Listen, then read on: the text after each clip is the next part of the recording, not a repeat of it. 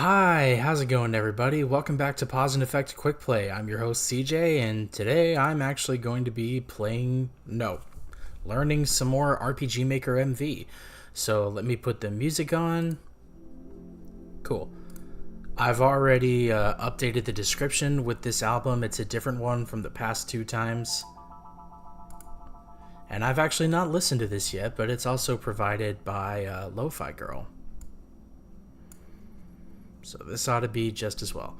Now, before I put on any tutorial in the audio background for everyone to hear, I actually did a couple things outside of the stream just now that I wanted to test for myself and see just how well they work.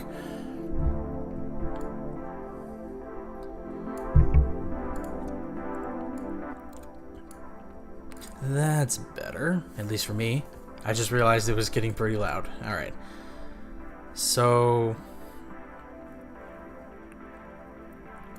I need to save what I've done and test a few things out.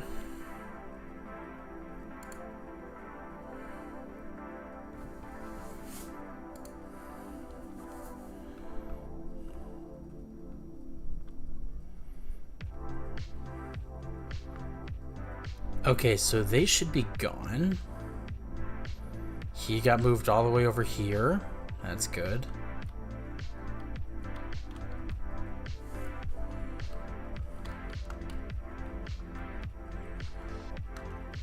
Go through this interaction.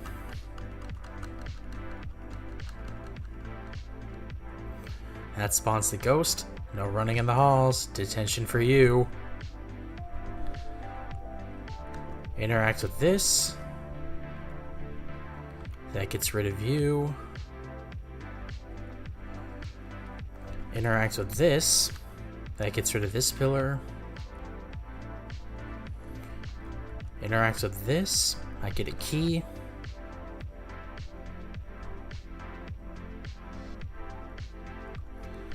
You unlocked the door.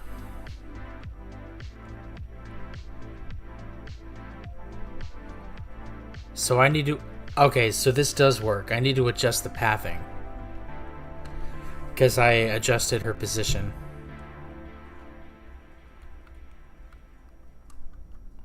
The hell? What the hell was that for? It's magic. I ain't gotta explain shit. What does that even mean?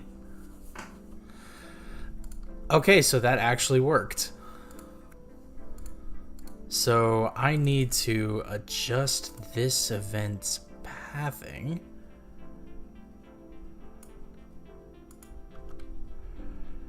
So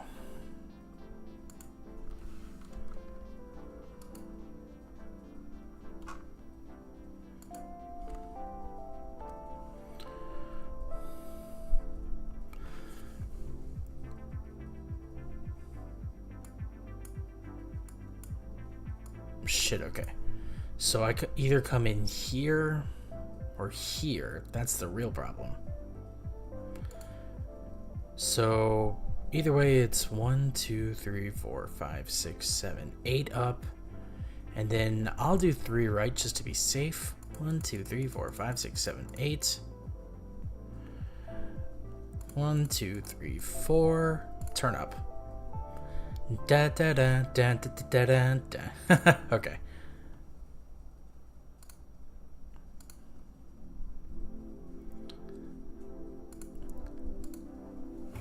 Okay, now I can do the shortcut.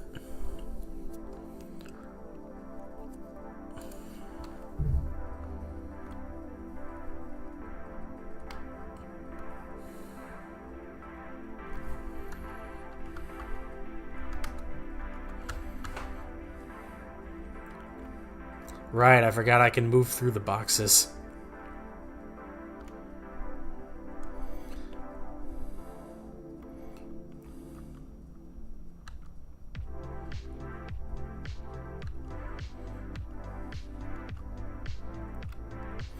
Cool, I got that.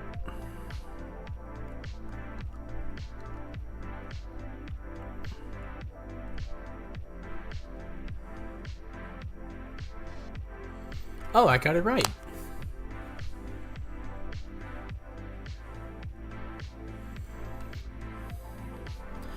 All right, cool.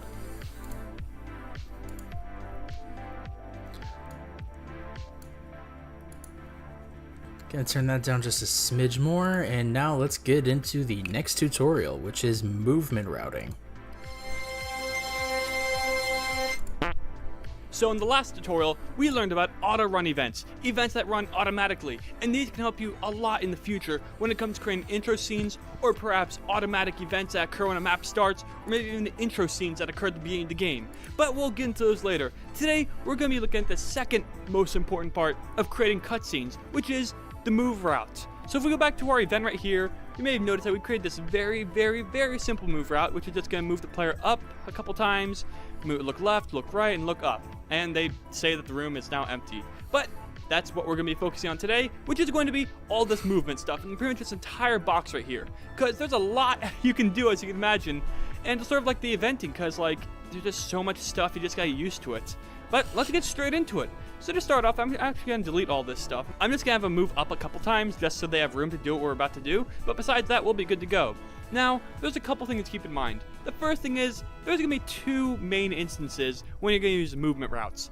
The first one's going to be actually using an event right here to make something move, like the player.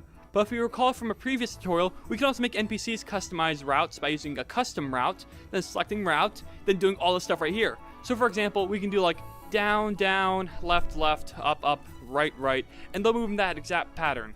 Now, I want you to focus on something right here, these two guys, repeat movements and skip if cannot move. We are going to be focused on these guys because they're pretty important. Repeat movements, as you could probably guess, that means this person can continuously repeat these movements for as long as they can. Anyway, the second one is going to be skip if cannot move, which is going to mean everything's going to be skipped if it cannot move. So for example, if this person tries to move up and they can't move up, it's going to go down to the next one. If they still can't move up, they're going to go down to the next one. And if they can move right, they're going to move right. And that's pretty much how skip if cannot move will work. So now, as you can see, our NPC right there is moving in the route we specified, which is down, down, left, left, up, up, then right, right. Of course, I can see they're going pretty slow because their frequency is pretty slow, the speed is pretty slow. It's all like really medium, to be honest. And yeah, as you can expect, it's not going to be going that fast. But anyway, we're not going to be focusing on that anyway, because we're going to be focusing on everything else. Move lower left, move lower right, upper left, upper right. Those are going to be diagonal movements. As you can probably guess, they're just going to move diagonally when doing so. Move at random, they're going to move at a random direction, which could be up, down, left, or right. Move toward player, if this is used in an event, this will mean the actual event will move towards a tile that's closer to the player. And of course, the opposite would be move away from player. One step forward would be a step forward in the direction they're looking. So if they're looking up, they're going to move up. If they're looking down, they're going to move down. And of course, step backward is going to be the opposite. So if they're looking up, they're going to move down. If they're looking left, they're going to move right. Jump is a little crazy. It's the thing that lets you jump to a certain position with the actual jump animation occurring. We'll get into that later. But next is wait, which of course is going to wait a certain amount of frames. So if we did something like wait 10 frames. Well, this one I already figured out, but I'm just going to let it play. And we did 10 frames. That will make it so this thing will pause for 10 frames until doing its next thing, as you saw us do in the previous tutorial. We also have turn down, turn left, turn right, turn up. As you can probably imagine, they're just going to make the player turn in that specified direction. Turn 90 degrees right, turn 90 degrees left. That means it's going to turn once to the right or to the left of themselves. And of course, turn 180 is going to make them turn completely around. Turn 90 degrees right or left, which is going to be random. Turn at random, which means of course it's going to be a random direction, up, down, left, right. Turn towards the player, turn away from the player. You get all this. Switch on, switch off. Okay, so recall we can also change switches inside these movement routes, so that's pretty cool. We can change the speed and the frequency of the event and the player itself. So if we set the speed of the player like really fast, like 4 times fast, that's actually going to set it so the player is going to be moving that fast. And in fact, that's also going to make it so the player is going to be permanently that fast, even when the player is controlling the actual player. So it's very important that during a cutscene, if you make the player move faster, like make it speed 6, that you reset their speed at the very end by doing normal, which is going to be speed 4, and hit OK. Otherwise, they're going to be going crazy. But let's demonstrate the speed. They're going like down, down, left, left, and yeah. Or maybe not down, just down once. There we go. And so we also have walking animation on and off, stepping animation on and off. If we recall, walking animation is going to be whether the animation for the player is occurring when they're walking. So if it's on, they're going to be stepping around when they're walking. If it's turned off, that means they're not going to be stepping when they move. We also have the stepping animation. This is going to be stepping when they're standing still. So if the player is standing still and this is turned on, they're going to be stepping. If the player is standing still and this is turned off, they're going to be standing there. We also have directional fix on and off, and of course this can make so their direction does not change even if they move in a certain direction. So for example, if you want like an enemy or actor or NPC to move backwards because they're like pushed or something, but you don't want them to turn around when they move backwards, you'd set directional fix on, and now it'll cause them to stay in that specific direction. And of course, keep in mind you also want to turn it back off at the end if you want them to be a normal NPC. Through, on, and through, off, this will make it so the player can move through them. So if we set this on, they would actually be move throughable. Not transparent, but you can actually walk through them. But transparent, of course, will turn them invisible. So if we turn this on, the player would be invisible. Then we can make them move left, left, right, right, and they'd be invisible the entire time. Then we turn it back off. We also have change image. This allows you to actually change the image of the event that this is occurring in. So if we set this to like this guy right here, that actually change the image of the actor probably, I think. We'll find out anyway. Change opacity, we can make them like halfway opacity, so 255 is completely solid. But if we did something like 125, that'd be like halfway solid. We do something like 10, that'd be almost invisible. Let's do 156, okay, fine by me. This is of course a blend mode in which a character is drawn. You want to experiment with this, see what you want, but for the most part, you can just like try that out. It's pretty weird, but it can be cool at sometimes. We can also play a sound effect, and they can also use a script call. So we can write something like alert, hi, her, he. Yeah, there we go. Okay. I sneezed. Oh, okay, we're done here. Let's do this. So now when we walk through this door, that auto run event's gonna do all that crazy stuff to our player. So let's prepare our bodies. All right, let's do this. Here we go. We're going in. We're gonna move up. Oh, whoa. Oh, okay, yeah. See, that's why you want weight events, because it really makes things weird. And of course, I can see we turn the opacity to 156, so now they're like somewhat invisible. And you also turn like the blend mode to like screen, so that also changed some stuff up. Yeah. And here's another cool thing. Look at this. So they're skipping if cannot move. So if we stand in front of them, they cannot move, so they skip straight to the next thing. So instead of moving like in each direction twice, we can stop and make them do it once. So there we go. They'll move twice. But then if we go above them, they'll be forced to turn in the other direction, like that. And we get in front of them, they'll be forced to go down. And so, I believe we mentioned this before, but just once again to reiterate, it is important to make it so your NPCs can or cannot be blocked to make sure things happen and stuff. But anyway, that's really all for this tutorial. We'll be getting to the big cutscene stuff in the next tutorial, where we'll actually be creating our own intro scene for our game. But that's all for this tutorial. Until next time, RPG Maker tutorial and stuff. Okay, so that's a little bit on how, or that audio was a little bit on how to do auto running events or movement routing for cutscenes, either on the player's part or on the event's part. So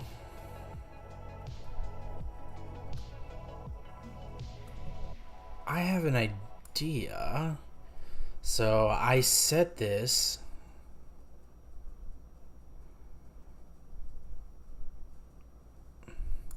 set movement route player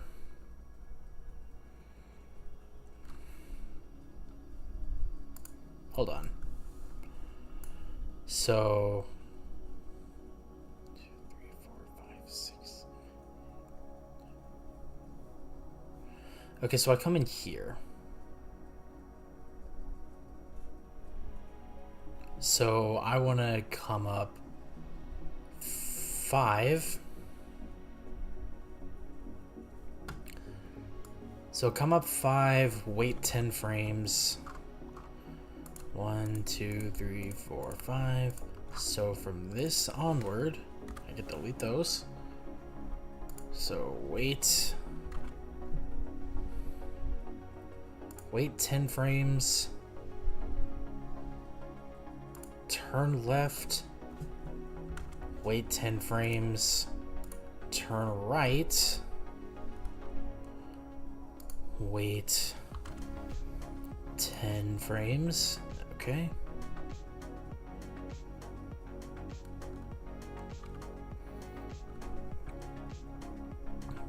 Turn up.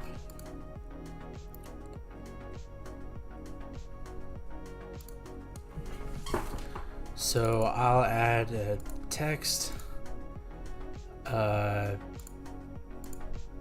Main character's face.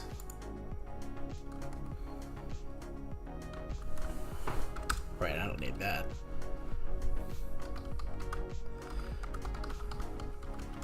Okay, I'm out of detention, but where's the school?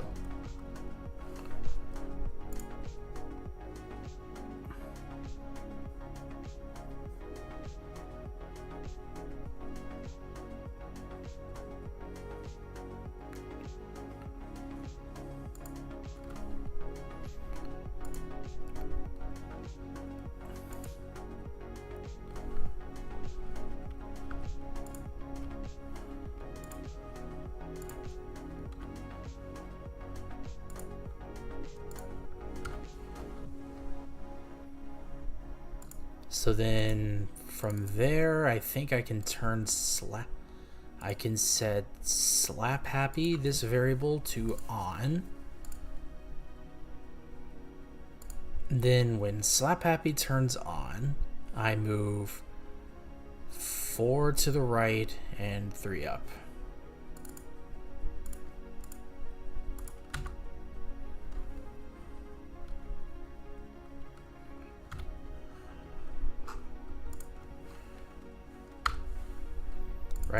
Right, up.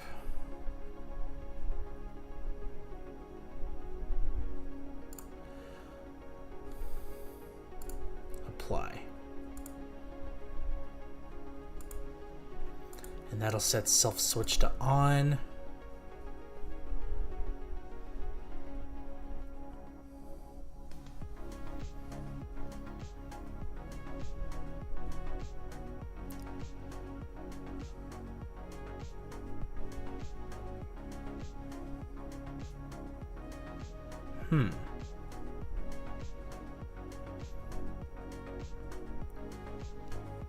Okay, she's gonna pop in if I do that. I gotta make sure that,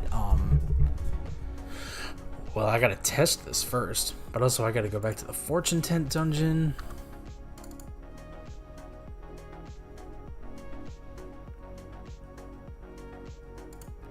Actually, I may need to... Oasis Town.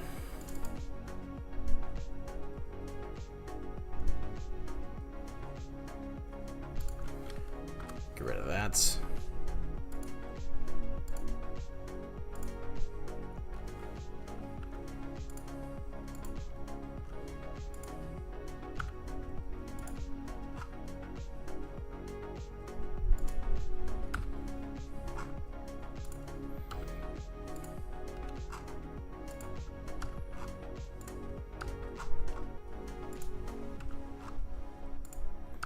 Then that way, because this is the second time I'm coming into town from getting out of detention, she will be here. Apply, okay.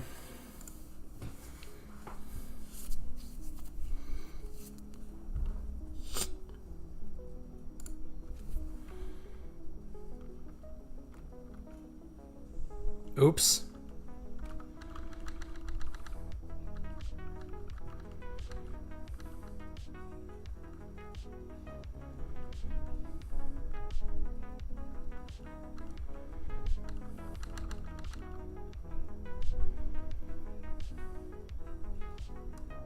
Nice.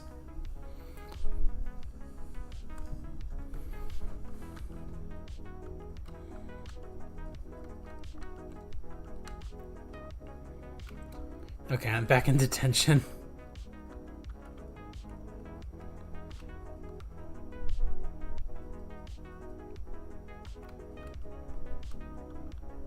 Let's see.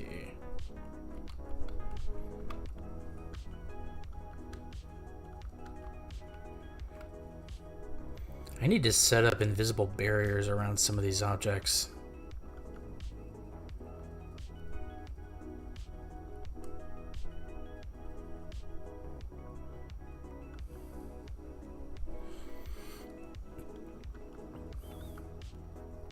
There we go. So that works.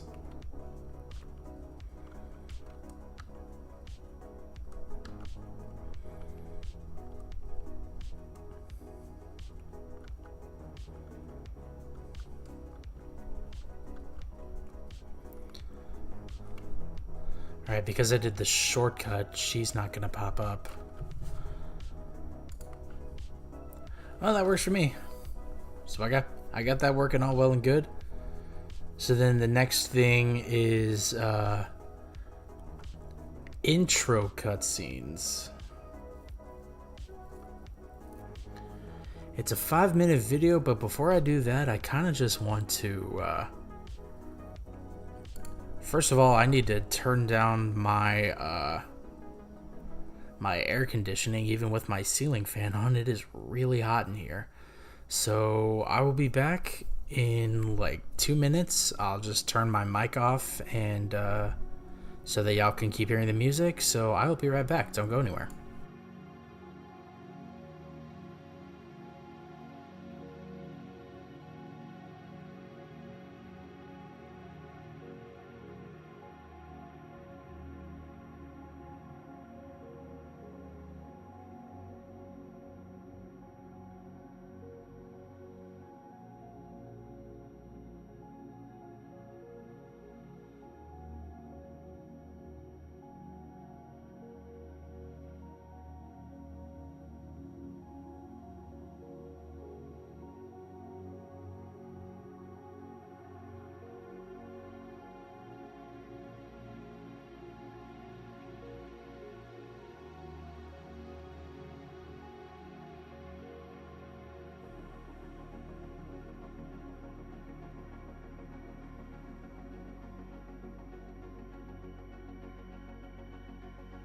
Okay, everybody, I'm back. Sorry about that. Yeah, that's what happens when I don't adjust my air conditioning for the upstairs for a little while. The meter was reading 74. That's too hot, even for me.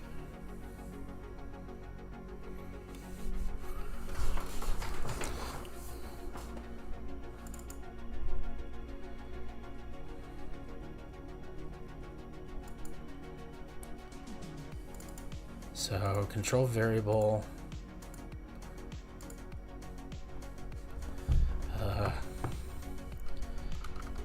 Clowning around. Apply, okay.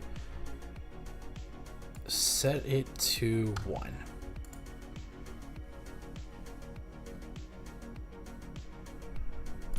So, conditional branch.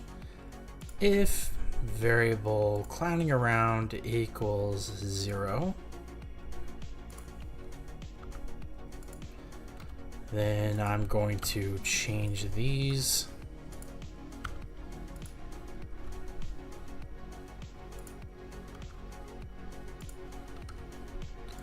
Now, conditional branch variable if clowning around is greater than or equal to 1,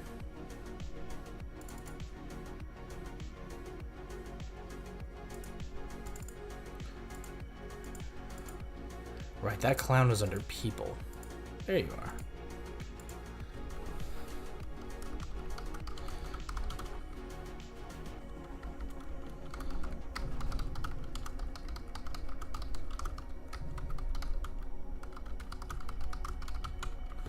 There. Look, man, that move was illegal. Don't tell no one about this.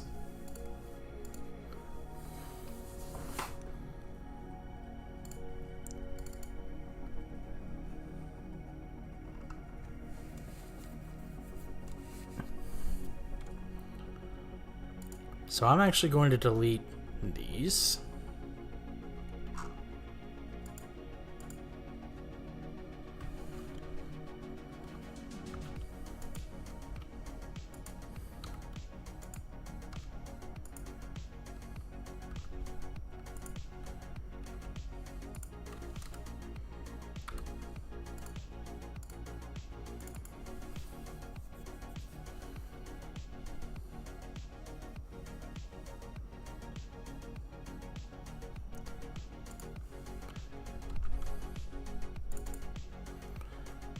Control variable, I'll set a new one called secret gift.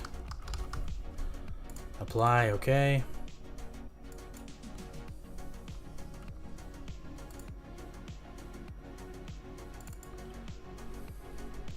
So then conditional branch, That's a switch. Variable secret gift is greater than or equal to 1. Don't tell anyone. Right, but now I need to set something for...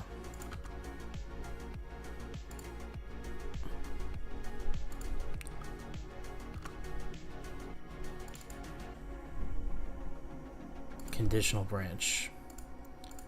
Secret gift equals 0.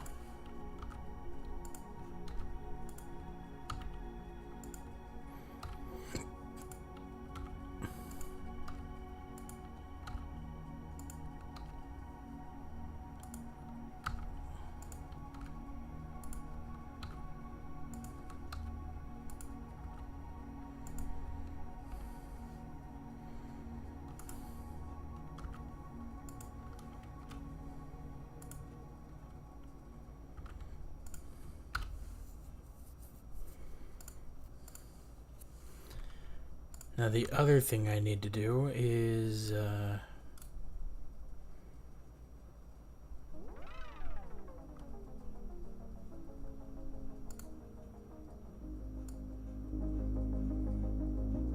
I'm turning this back up because that intro was a bit wild.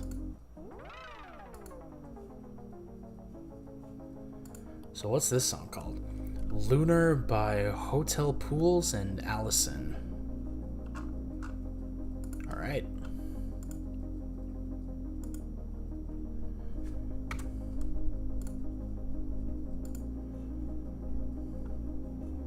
Oh no, wait, I think the way I turn off encounters.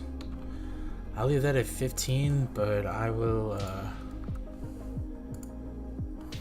turn that off for now. Because now that I know how to do it, I can just like put it back up whenever I need to, you know?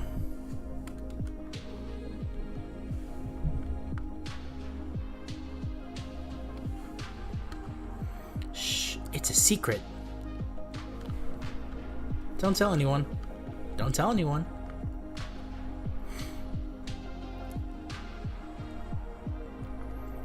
Hey, I'm an NPC. Bit odd, isn't it?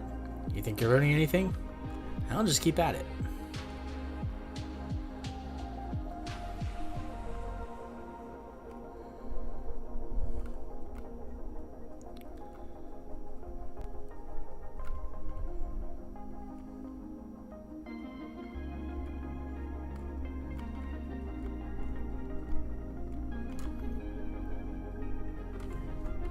I have an idea. Because one thing I've been thinking about is how do I expand this? So if there's a tile in here that's like a fence post. Yes.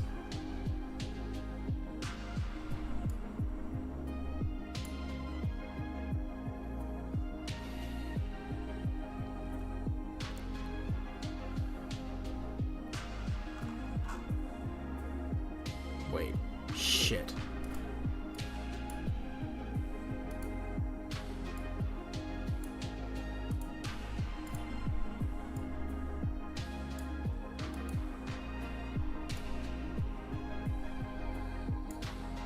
Alright, cool. So I can take that.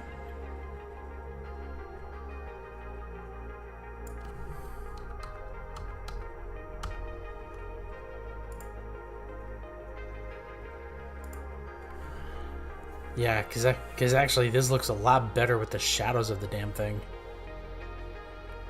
Now that I'm actually looking at it. Ah, shit.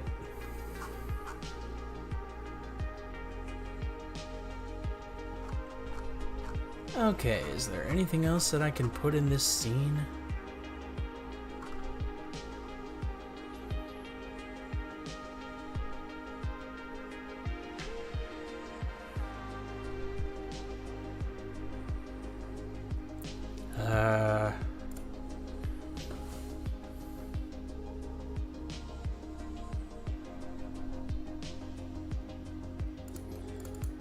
Actually, it might be funny if I put a night somewhere around here.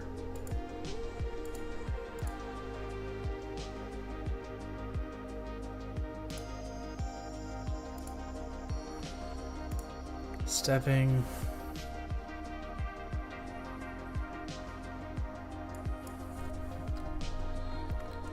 Random night number 1. Apply. Okay.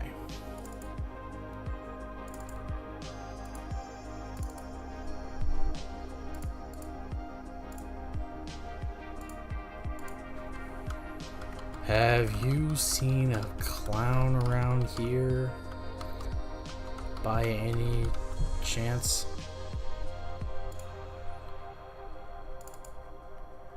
So, show choices. Yes, no.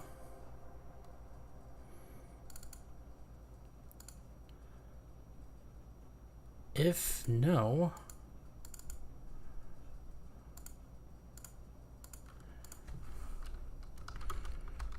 he made off with some illegal things. If you see him, report him.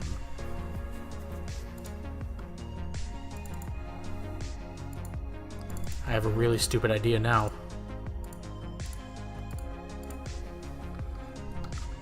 Like those, if you see something, say something. Advertisements you see at train stations.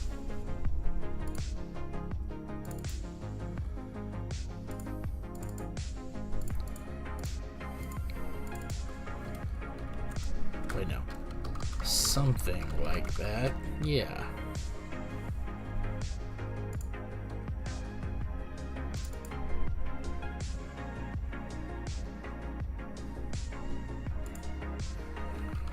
Really? Where?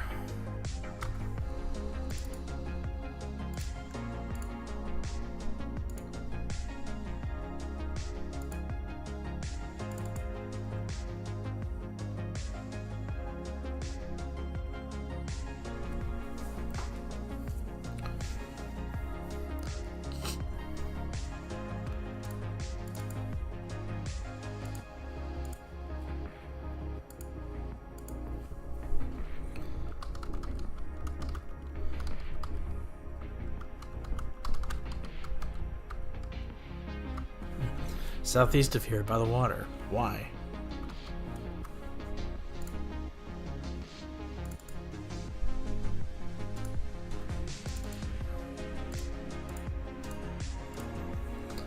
No time. Gotta catch him before he gets away.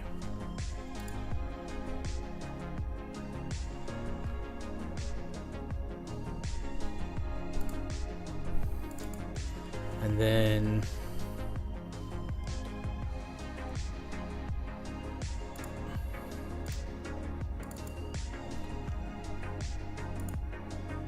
set movement around. That's what I need.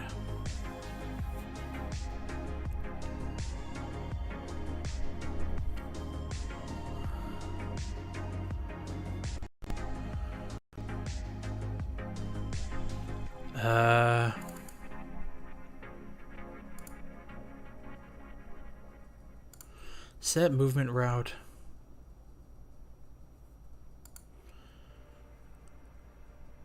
Change speed 6. Move right. Move down.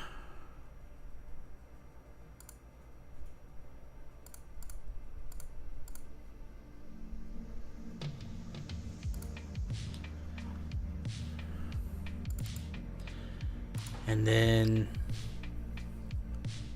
control switch. You violated the law. To on. New event page. Switch. You violated the law. On. He's just gonna completely disappear. And then new event page. You violated the law on. He's going to completely disappear. It's funny, I was going to try to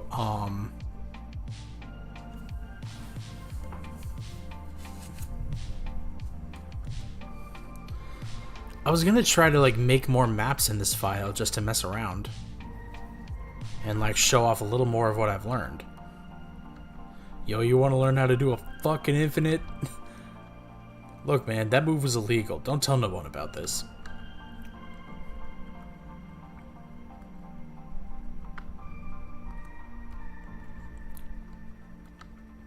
Have you seen a clown around here by any chance? He made off with some illegal things. If you see him, report him. Like those if you see something, say something advertisements you see at train stations? Something like that, yeah.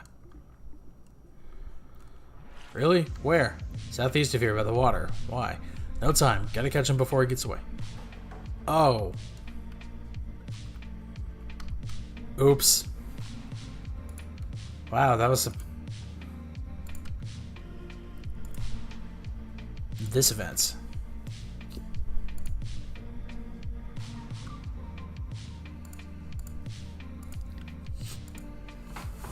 God, and he warned me too about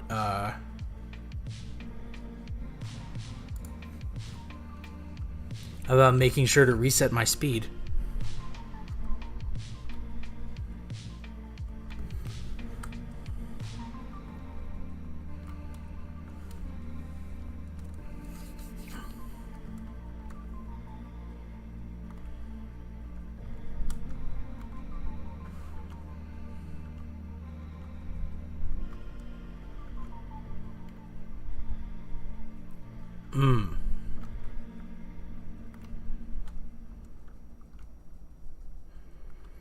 Right, okay.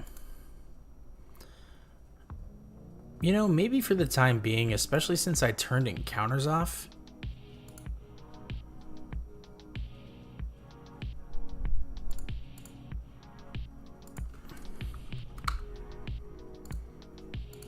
I'm just gonna limit my party size to just me for the time being.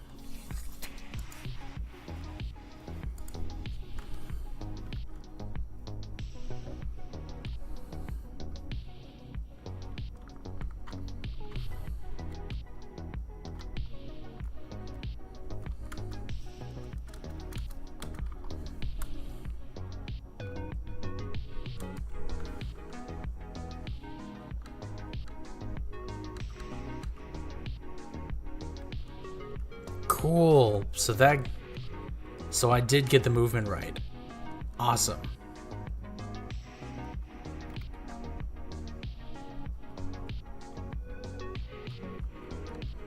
Welcome to my inn. If you ain't rich, get lost.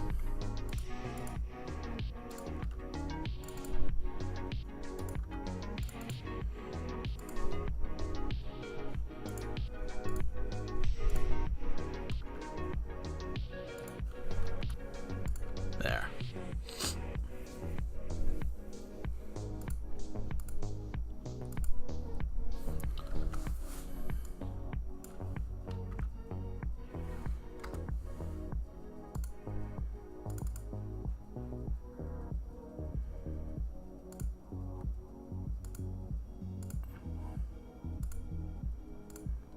Set beta on.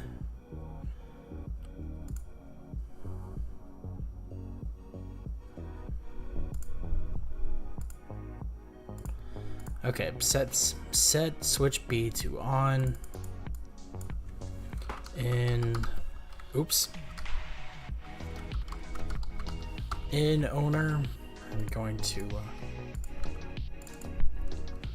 charitable princess.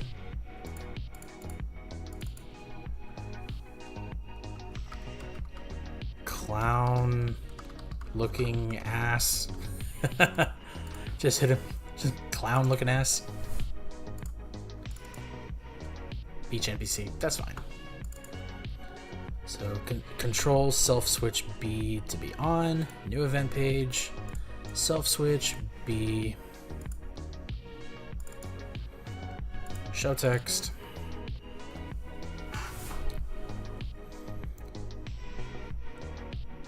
So get him. We provide only the finest lodging here. So then control self switch B off.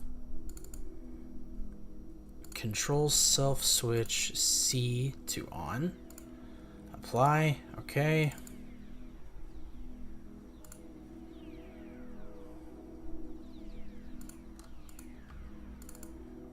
Show text. People, this dude. If you ain't rich, get lost.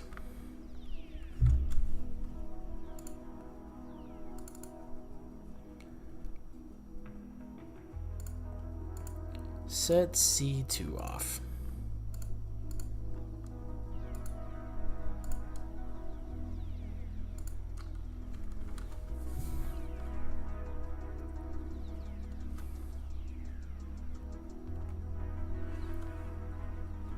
So I want to test this. He's gone. Damn it.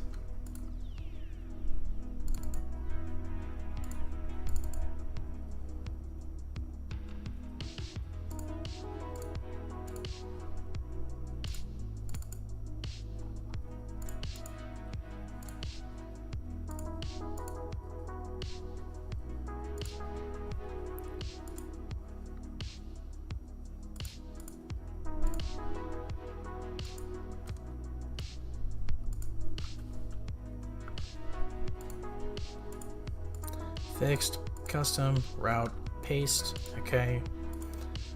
Fixed, no, custom, route, paste, all right.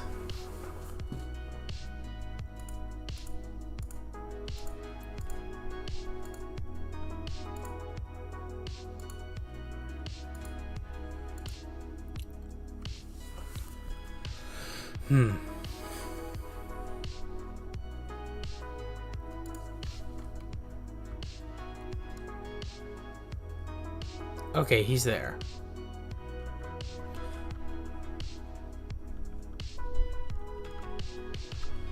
Good, it's looping perfect.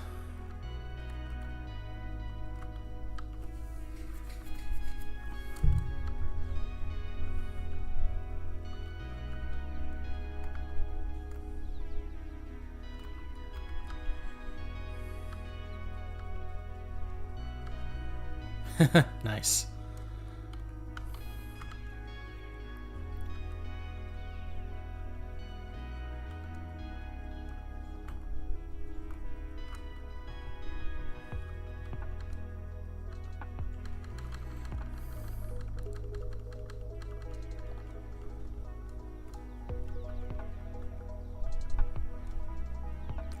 There.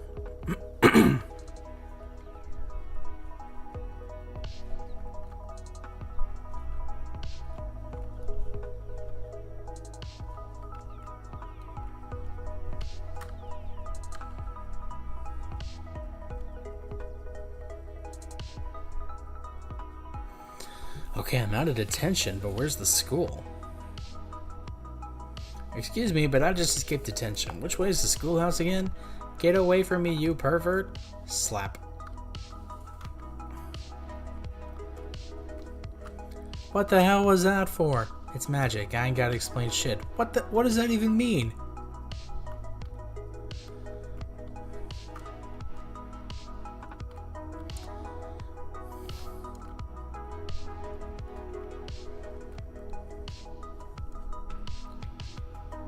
Okay.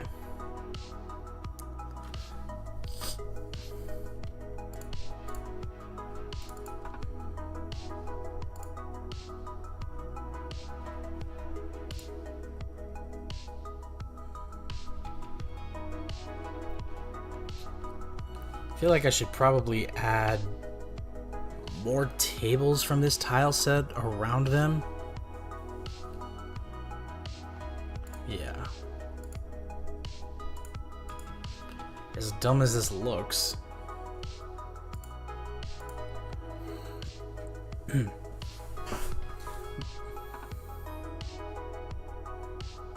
Like, there's nothing that connects vertically, and that... I find that problematic, personally, but...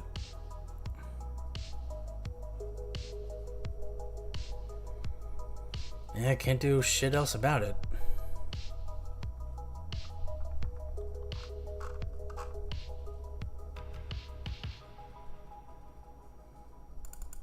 Oops.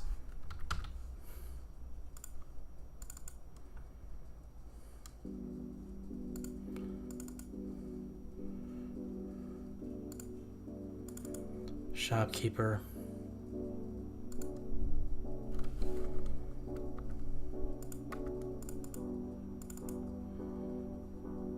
Right.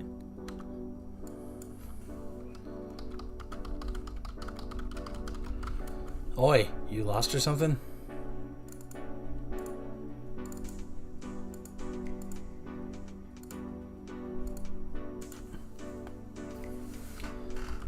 If you want to do business, speak to me from the counter.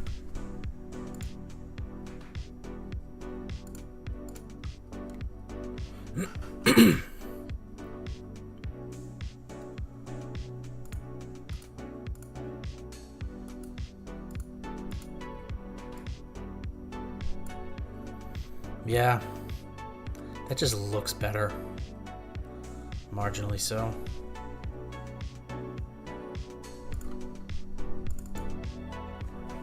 Save book. Show text. Would you like to save your game? Show choices. Yes. No.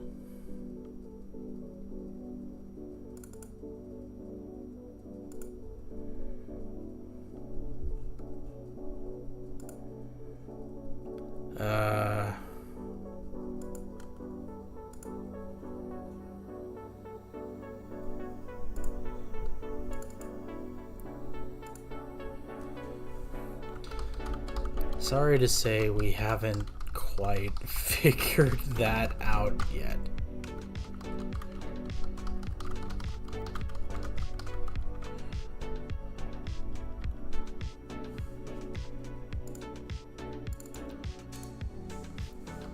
But when we do, you can use this book to save your game.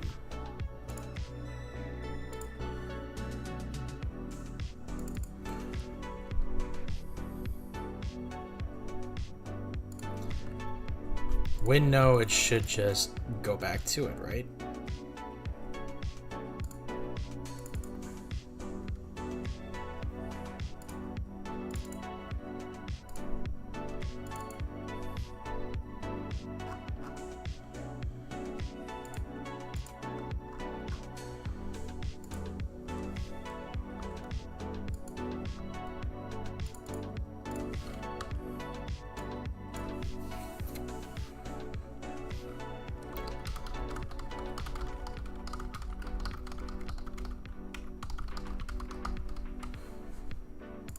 I'm not used to people coming to talk to me personally.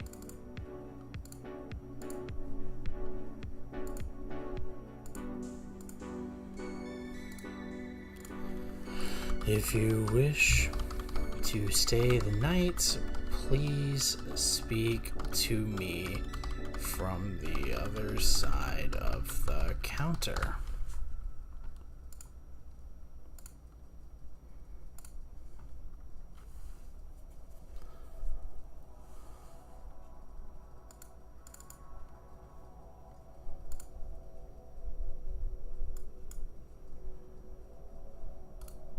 Wait.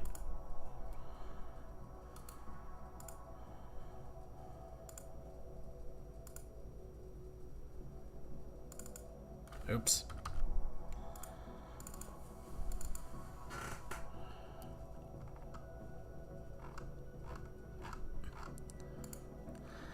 Tile set C, there should be a book right there. That's the one.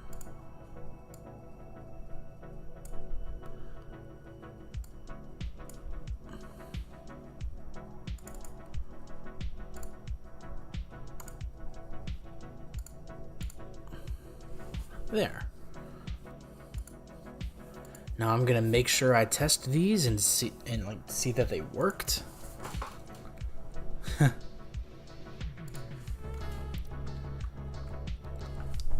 A lot of this right now is just self-study, and I don't necessarily think that's a bad thing.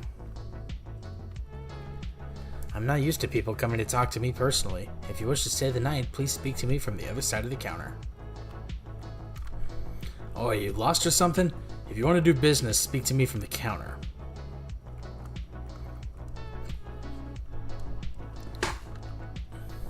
There we go. Sorry to say we haven't quite figured that out yet, but when we do, you can use this book to save your game.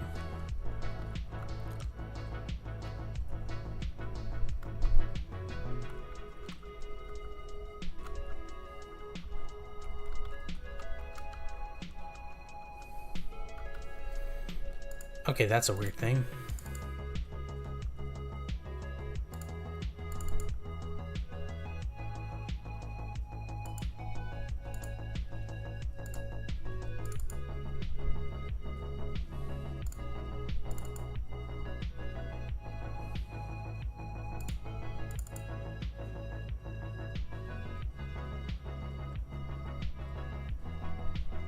They're all three the same.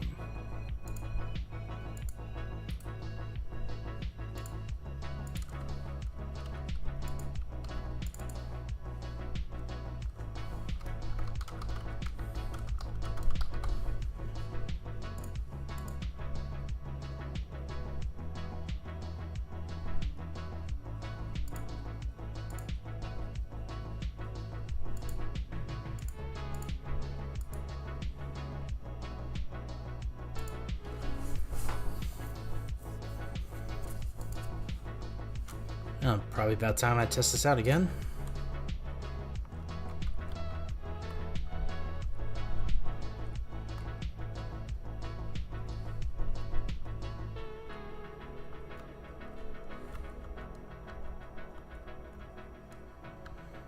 So it's just if you approach it from the top that it doesn't? That is so weird. Why would it do that?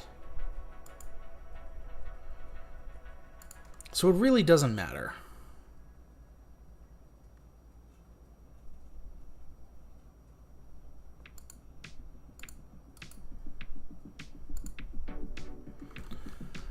Oasis Town in kitchen. Inside.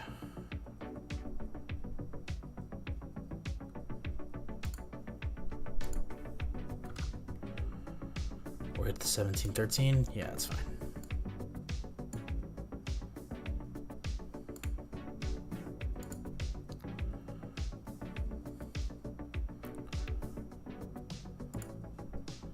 I can pretty much just carbon copy this entire tile set and I'll be fine.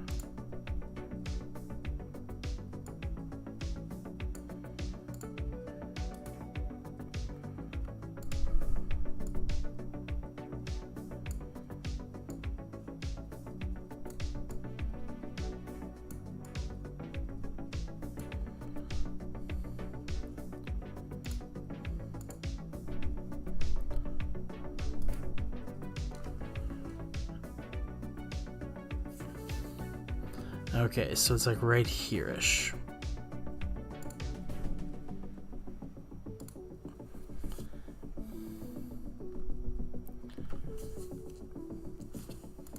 So I need to add another wall layer to like separate shit out.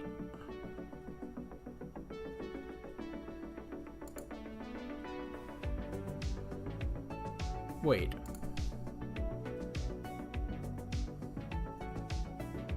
Huh, alright.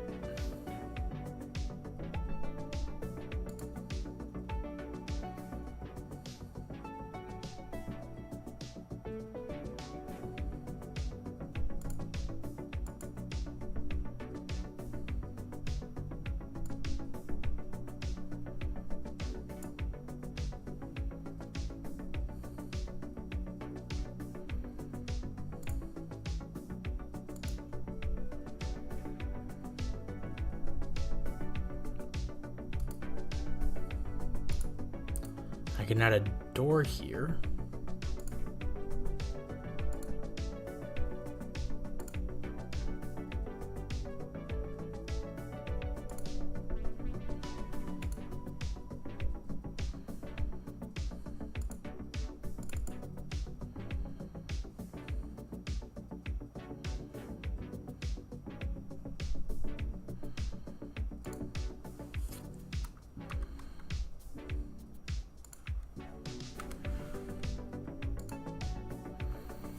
Okay, and I gotta set up my transfer as well.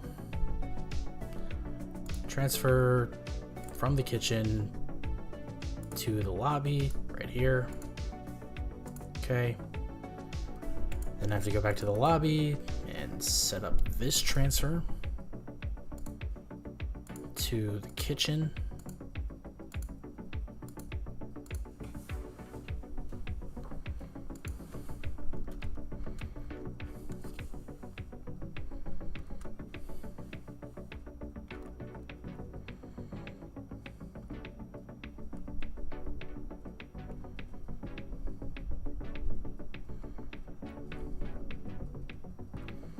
Cool, that works.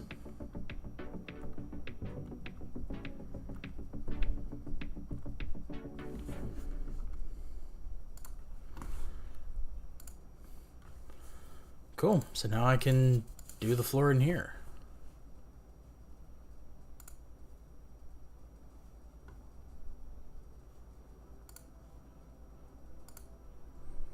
Alrighty.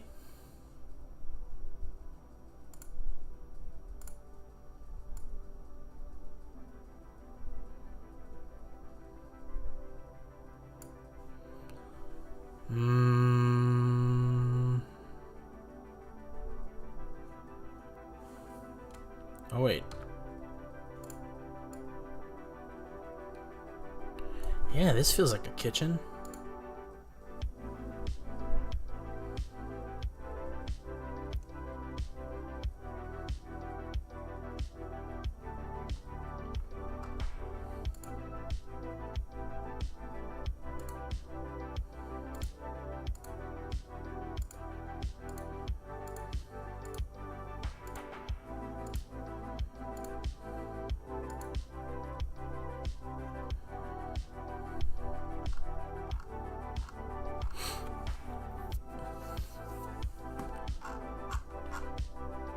Let's see.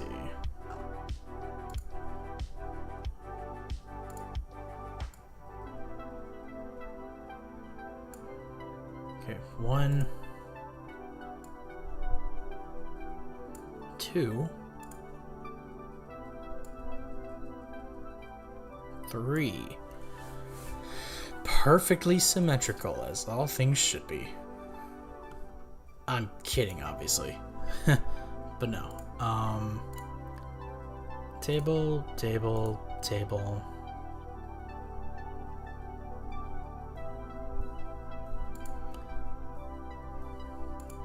Chair, chair, chair, chair, chair, chair.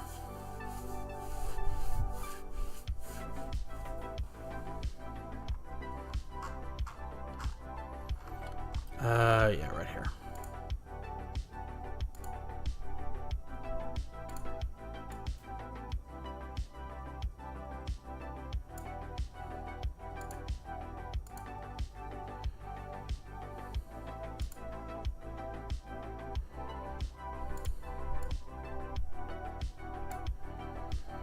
Put another sink at the end.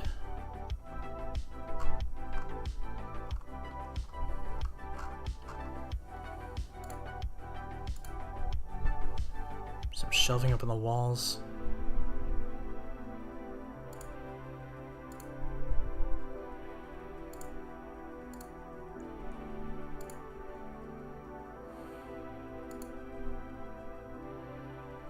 Aha.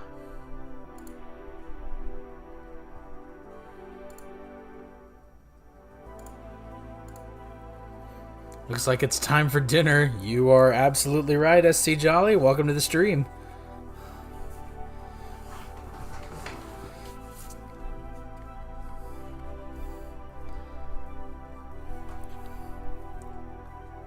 Actually, yeah, That's a shelf with like books on it, but that looks fine enough-ish. It could just be like cookbooks and stuff. I gotta find...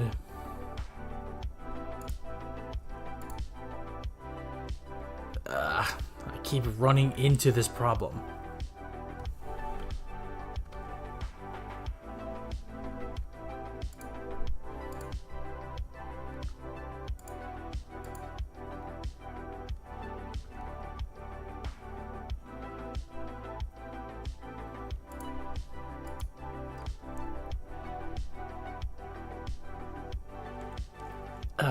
Damn it.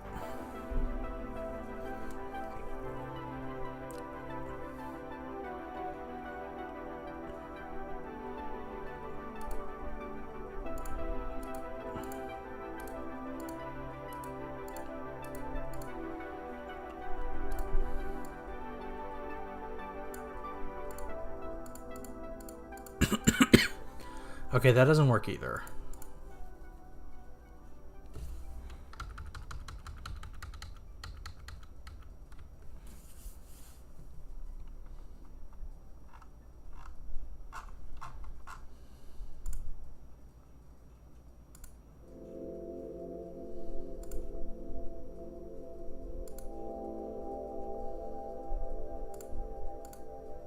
Nope.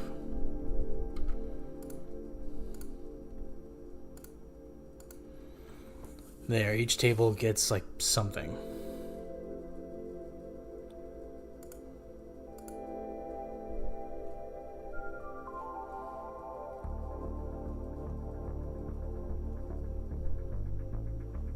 Ooh, hold up, I like this.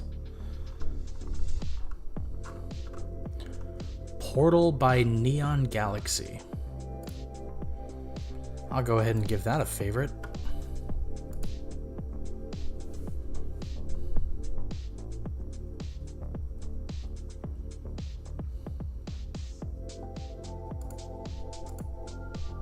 Oh wait, I've used that.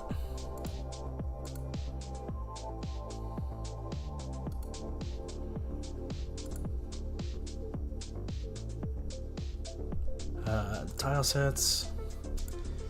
Inside.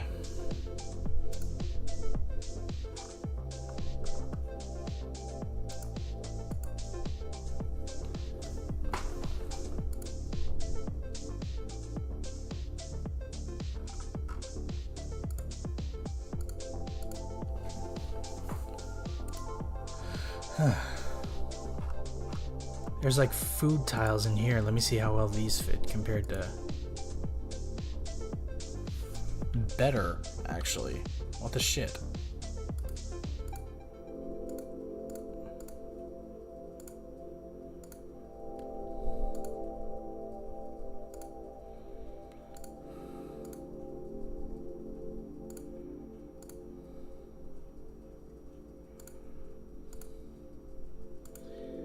I hate this.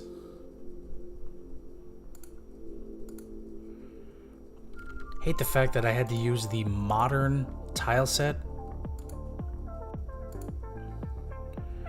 with its very limited food options, because it looks like it fits better on a fucking countertop than the stuff in the actually fantasy tile set. I mean, if I was putting it on the ground, sure, that would be fine, but I'm trying to set it up on a table and it's bullshit that it doesn't work. But there's no use in me complaining. So it's 2 by 3.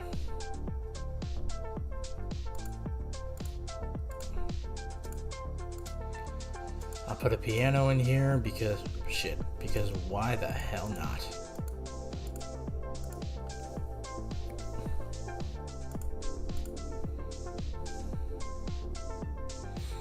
I think this is supposed to be a fireplace. I'm not sure.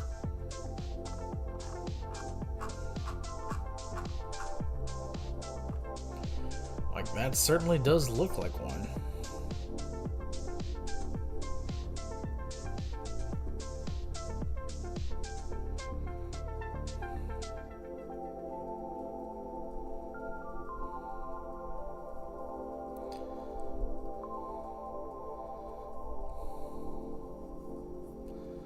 So I can set up a few NPCs here.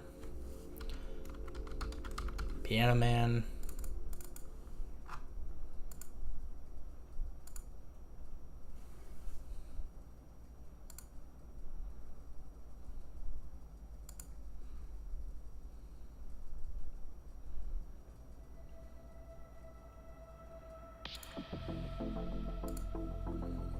Stepping.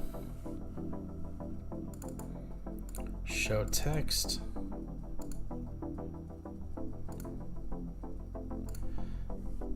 Actually, I'm going to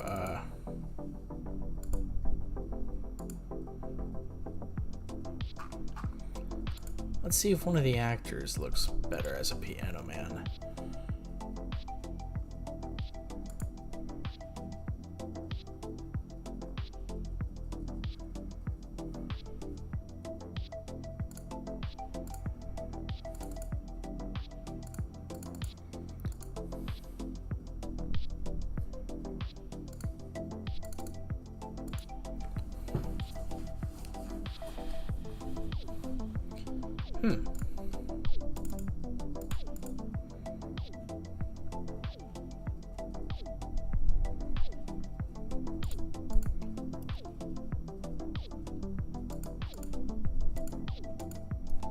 I might have to use one of the ones I've come up with before.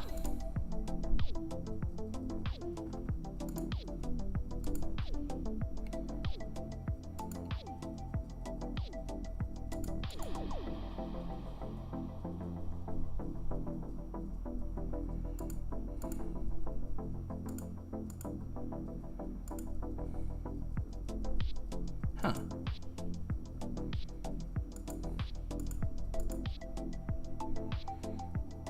Yeah, I'll do this.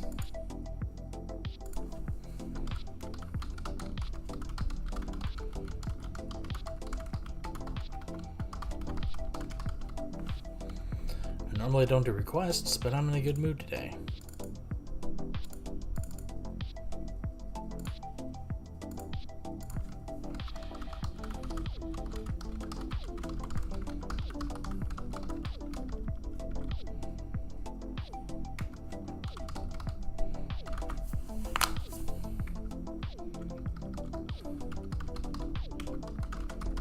Just let me warm up first and I'll get you in a bit.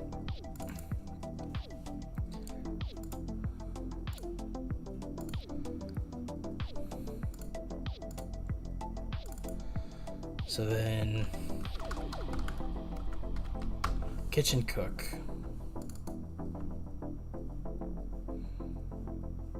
Oh wait, kitchen cook 1.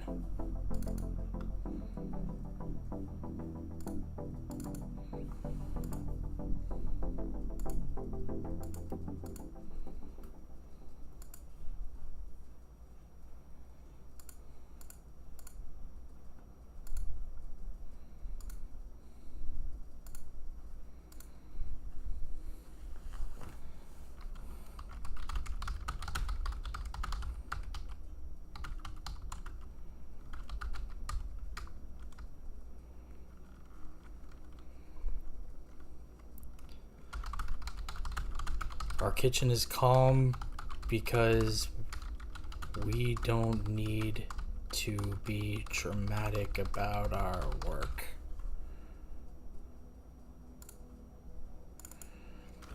So I'll turn self switch A on.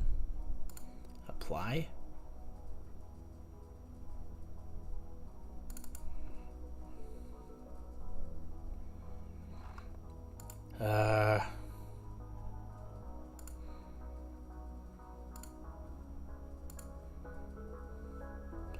So then new event page. Same guy.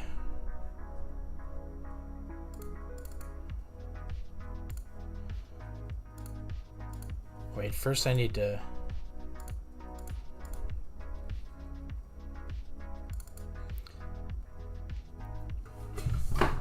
Okay. So then... Got it.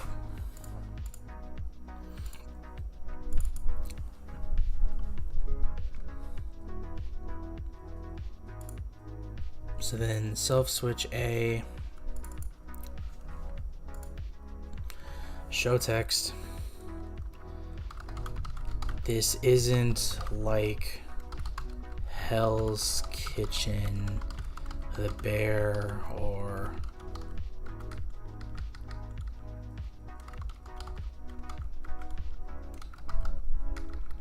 Master Chef. We take our time here.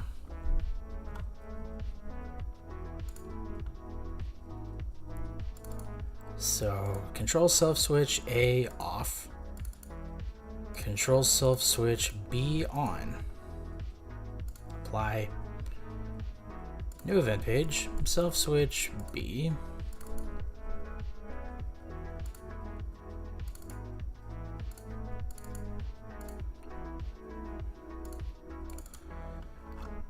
so I'll get him again.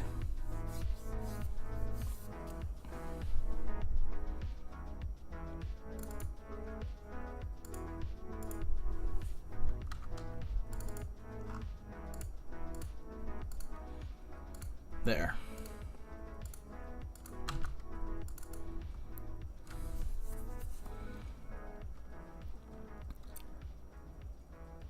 Show text, face, people for this dude. That being said,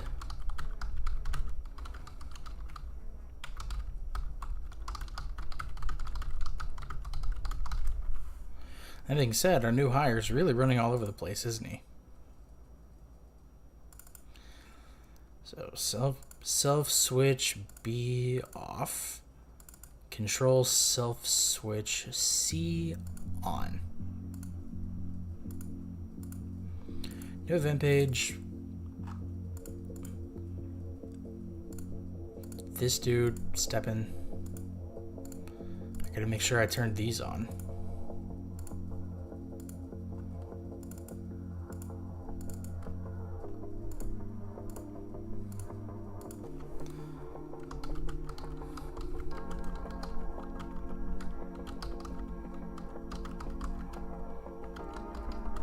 Hey newbie, relax a little bit, will ya?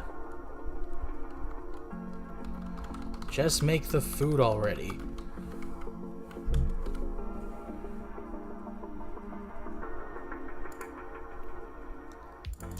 And then turn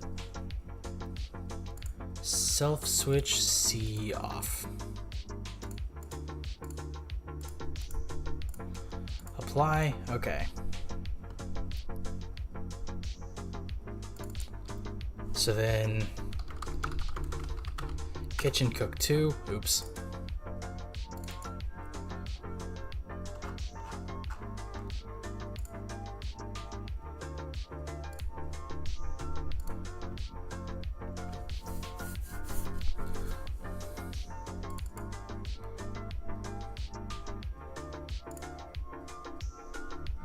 Oh wait, so custom routes.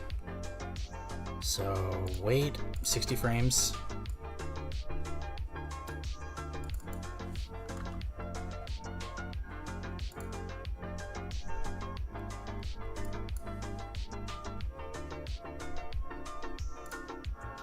I gotta move this just so I can actually see. Okay, routes. So he's gonna start here. Okay. So turn up, wait 60 frames, right. Oh wait, so set speed to 5. So turn up, wait 60 frames, right, turn up, wait 60 frames, then right. So that's 1, 2, 3. Oh, 3, right.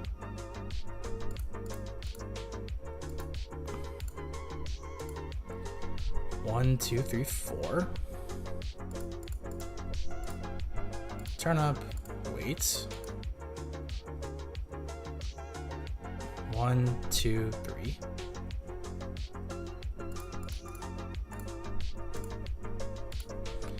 So then 1, 2, 3, 4, 5, 6, 7, 8, 9, 10, 11, 12. 1, 2, 3, 4, 5, 6, 7, 8, 9, 10, 11, 12.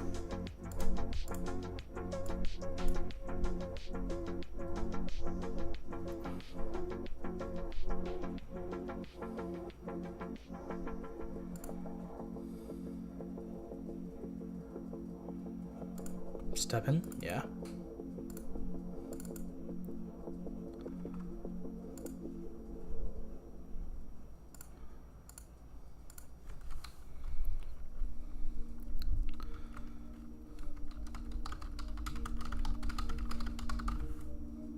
Don't block me from my work.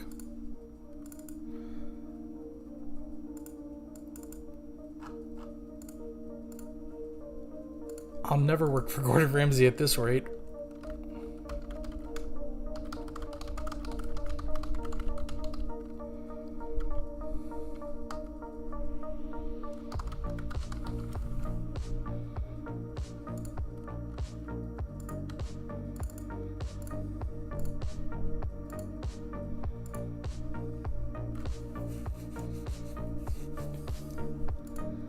Apply.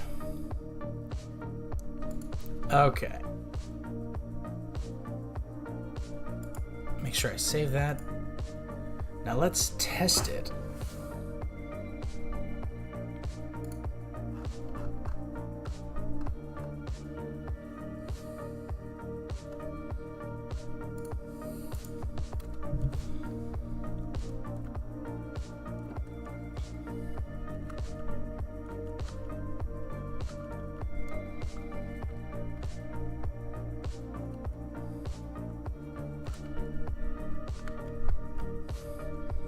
I normally don't do requests, but I'm in a good mood today. Just let me warm up first and I'll get back to you in a bit.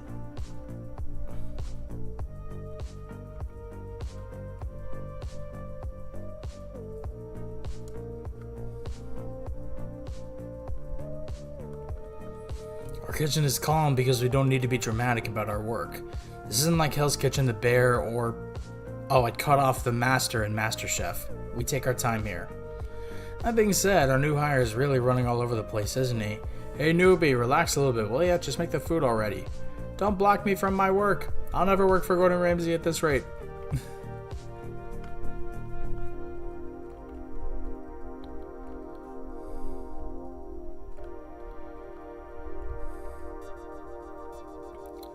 He is like really slow.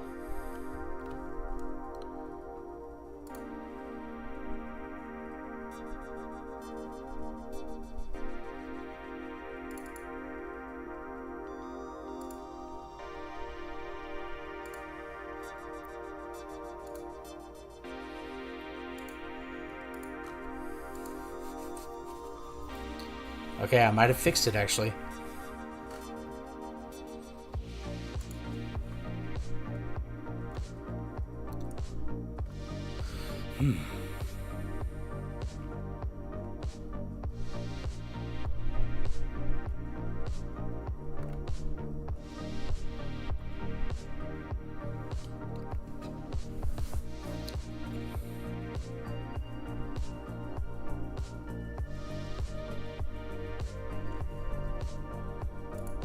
No, that's still not doing it.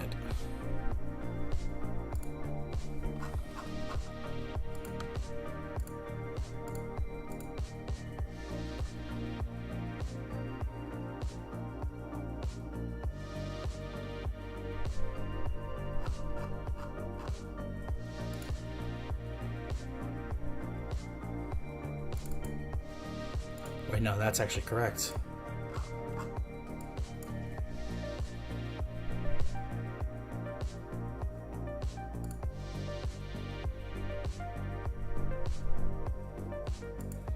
Is there not a return to start button?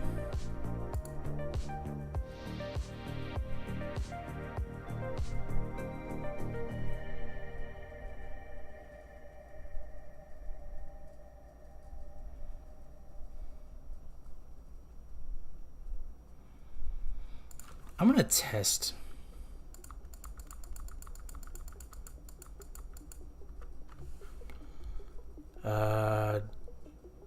Jump. Oh, okay.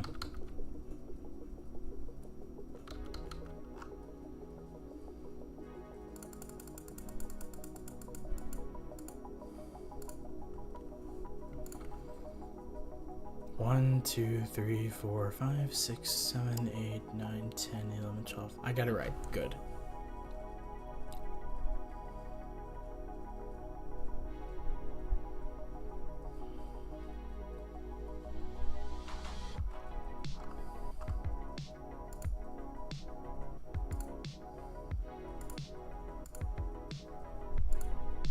Oops. This needs a higher ceiling for this to work.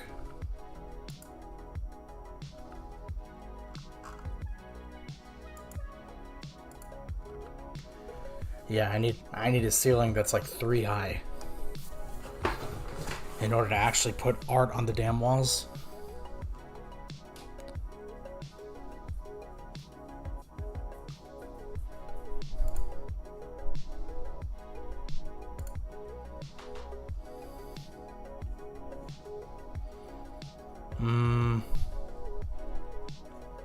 Wait.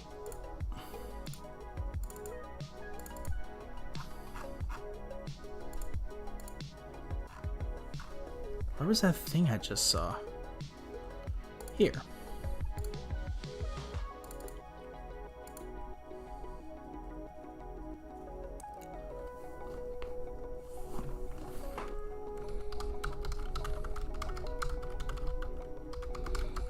Kitchen's a bit backed up right now.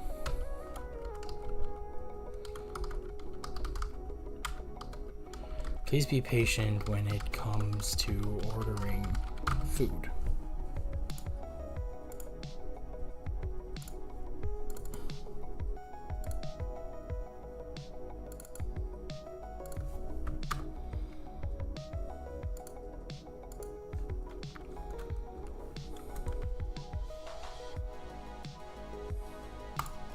All right, cool.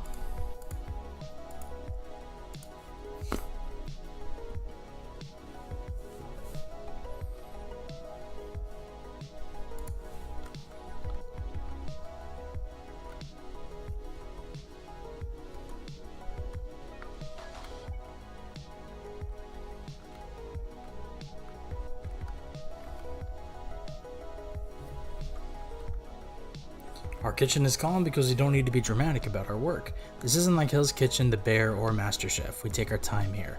That being said, our new hire is really running all over the place, isn't he?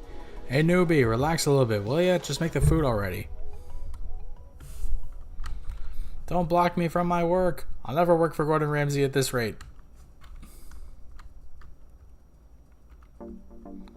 I normally don't do requests, but I'm in a good mood today. Just let me warm up first and I'll get to you in a bit.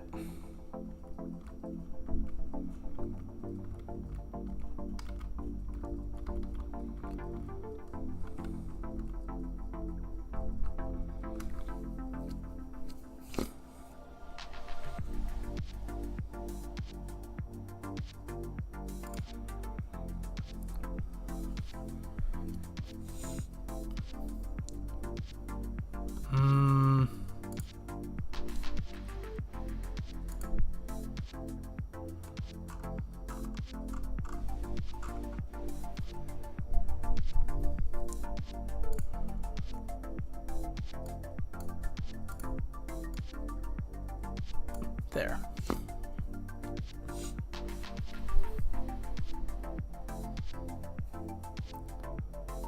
Actually, that's not going to work.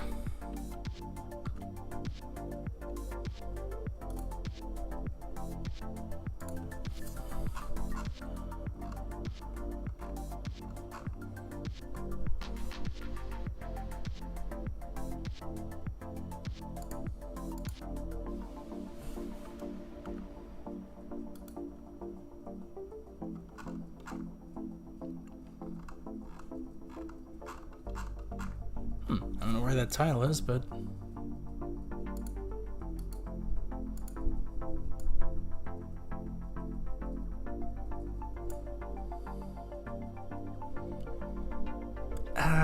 No. I just won't have wall art up then, that's fine.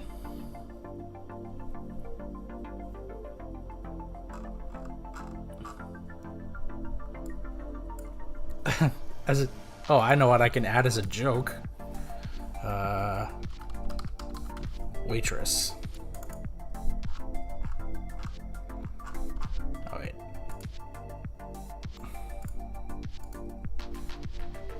Stepping.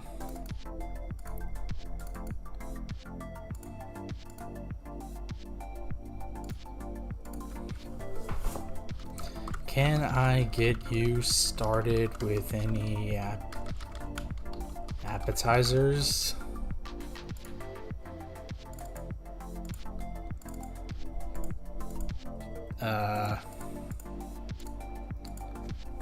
Aren't you the innkeeper?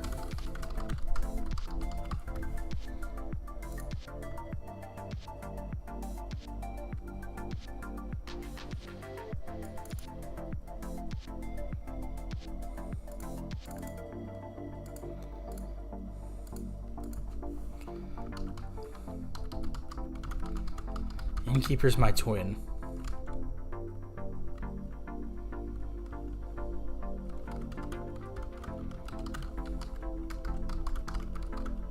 You must have spoken to my twin then. Oh no, wait. Better one. I'm her twin sister. A waitress in this area. Show text me. Ooh, hold up. I like how this starts. Crystal Ball by Crozia? Yeah.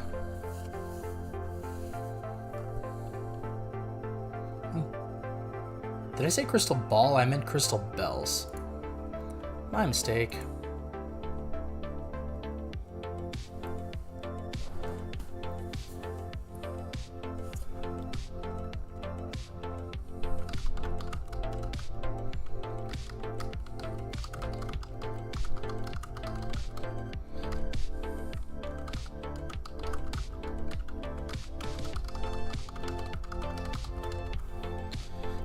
How do people not get the two of you confused for the other?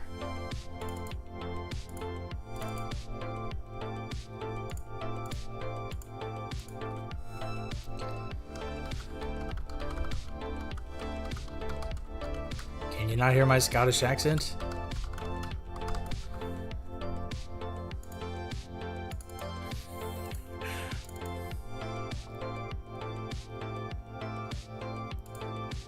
Where's my face? There's my face. Shit, there.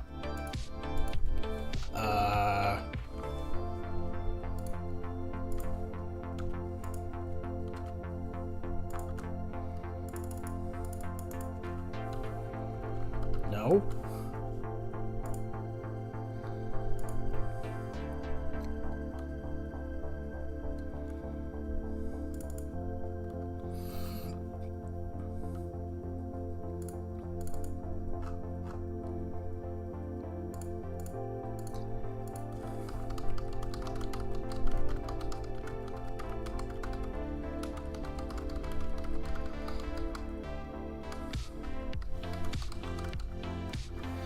Guess that means I gotta summon the detention demon, don't I?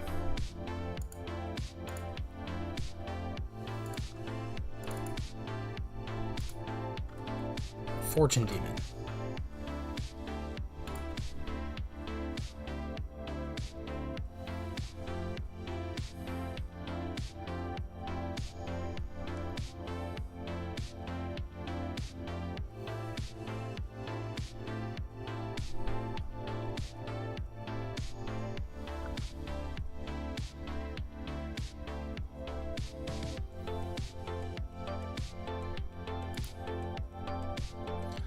Yeah, I can just copy this event page actually.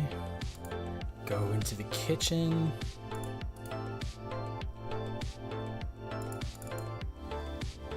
Paste event page. Get rid of this one. Detention demon.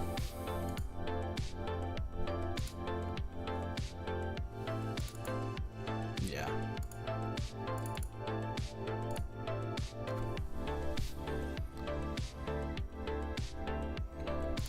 So then control switch, demon spawn, on.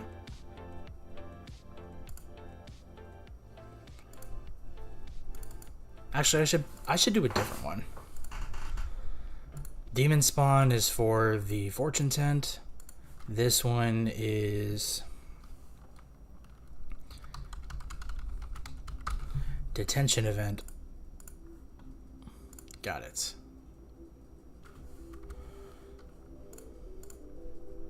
So set his event to detention event.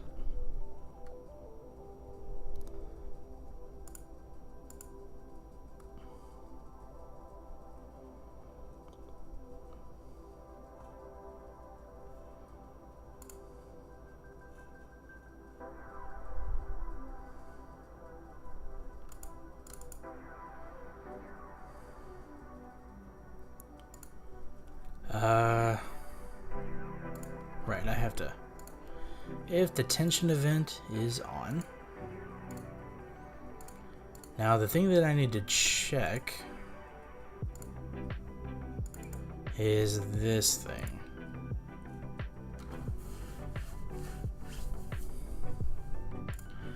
Set movement route.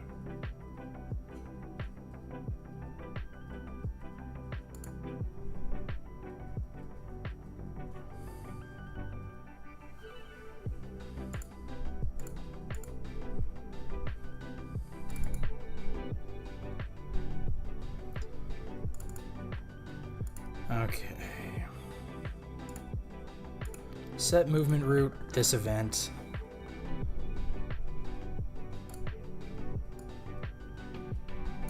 So I need to go down, left, left.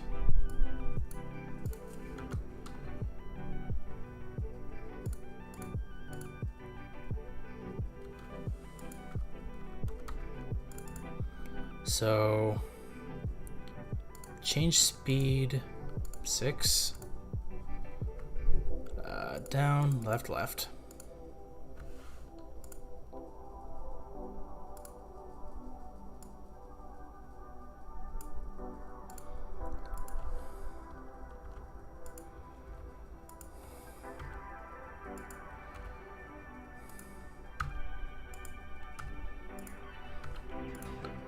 Now I need to just cut and paste everything.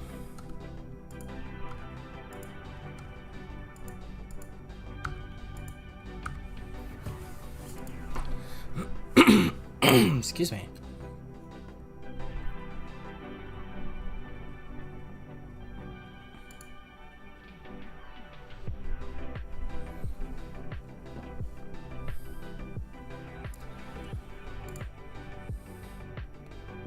Okay, so 1, 2, 3, 1, 2.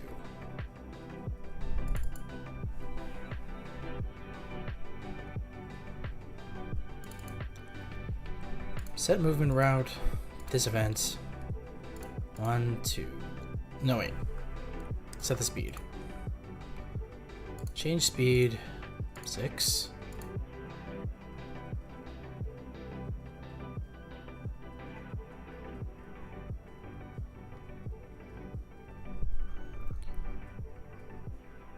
One, two, three, 1, 2.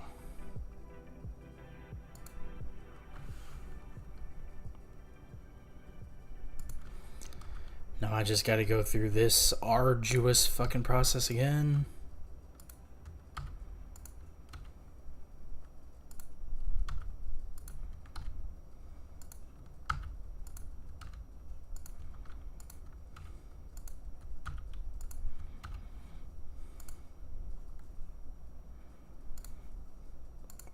And I gotta make sure that this guy is, yeah, if detention event is on.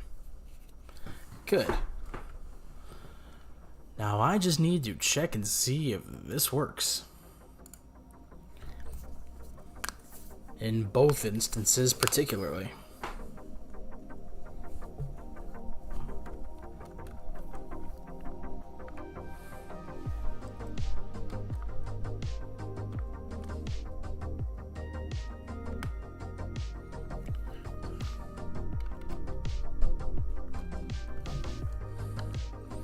I get you started with any appetizers? Aren't you the innkeeper? I'm her twin sister. I'm a waitress in this area. How do people not get the two of you confused for the other? Can you not hear my Scottish accent? No? Guess that means I gotta summon the detention demon, don't I?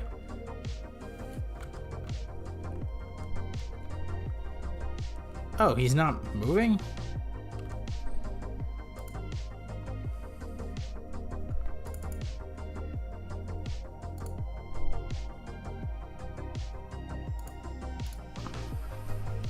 Oh wait, there's something there, isn't it? Auto run. Okay. Wait, shit. Ah! Alright. So I gotta set him to auto run. Apply, got it. And now I have to set him to auto run.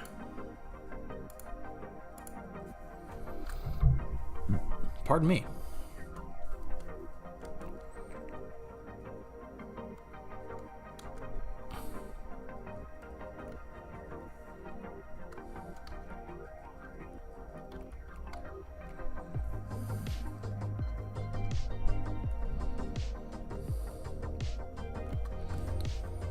Can I get you started with any appetizers? Aren't you the innkeeper? I'm her twin sister. I'm a waitress in this area. How do people not get the two of you confused for the other? Can you not hear my Scottish accent? No. Guess that means I gotta summon the detention demon, don't I? No running in the halls. Detention for you. Alright, it works.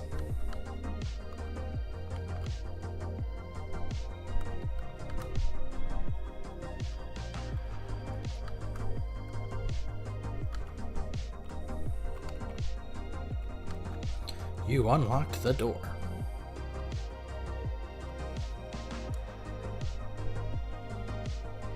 Okay, I'm out of detention, but where's the school? Excuse me, but I just escaped detention. Which way is the schoolhouse again? Get away from me, you pervert! Slap.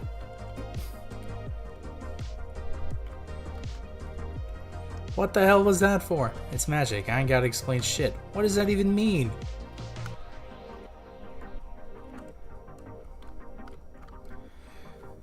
Sorry to say that just like a DJ booth, I don't do requests. If you want your fortune told, please interact with me from the counter.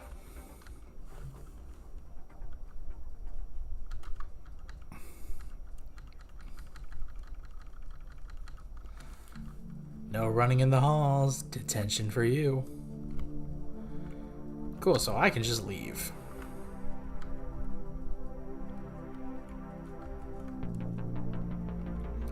And I've already triggered that, so...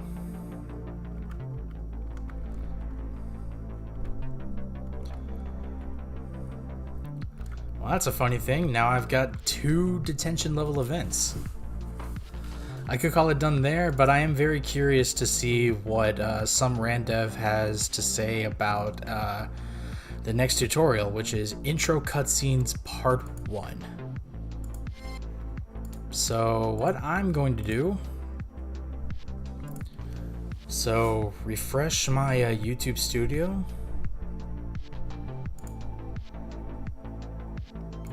and I'm gonna paste this new tutorial into the description, and we're good.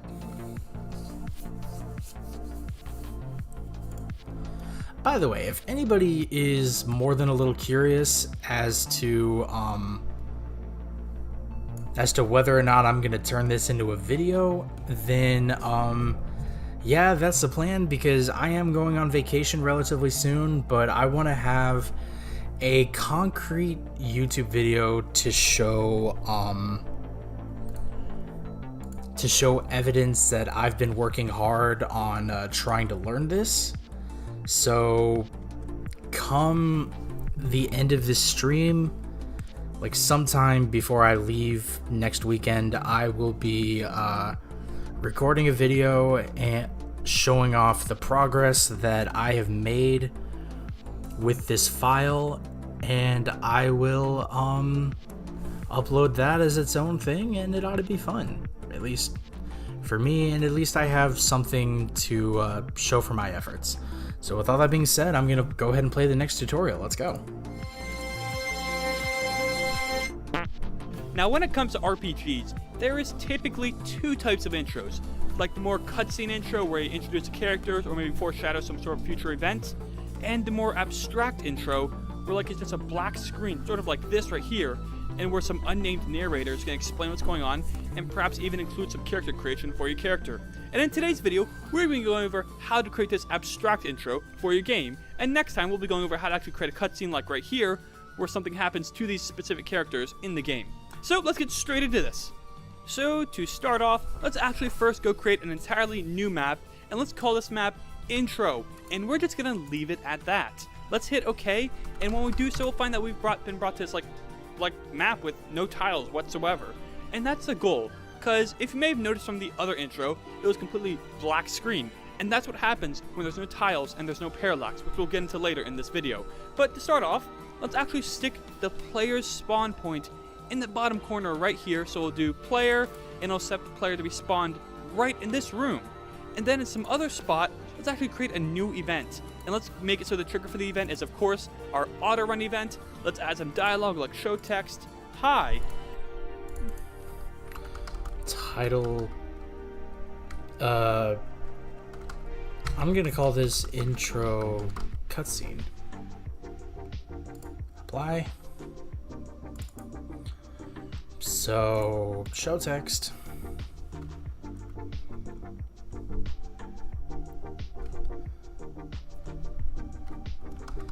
Hi, welcome to the world.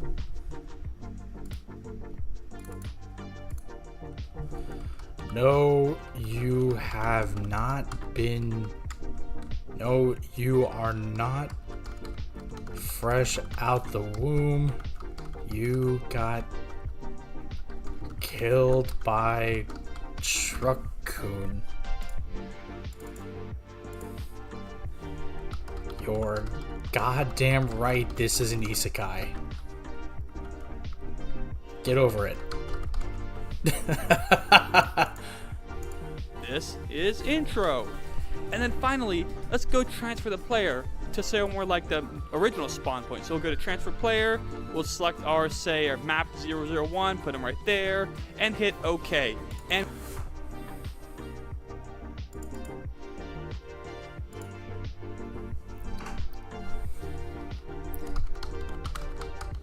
Life's unfair, isn't it?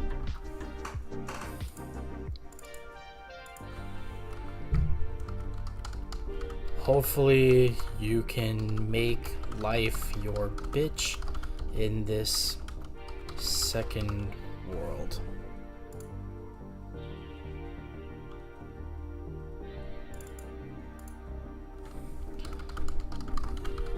Now take this gun. Use it to do evil. So, change weapons.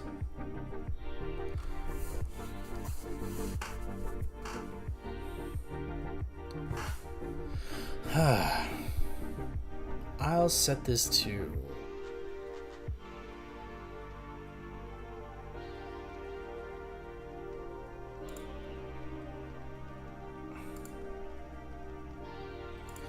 actually no. So now transfer player, seaside world, dun, dun, dun, dun. Perfect. And we should be good to go. So let's see what happens when we push new game. And when we do so, we'll be brought to the black screen as we expected. If you may notice, our player characters in the bottom right hand corner visible to whoever wants to see. And this dialogue has appeared because... Wait, I want to see something.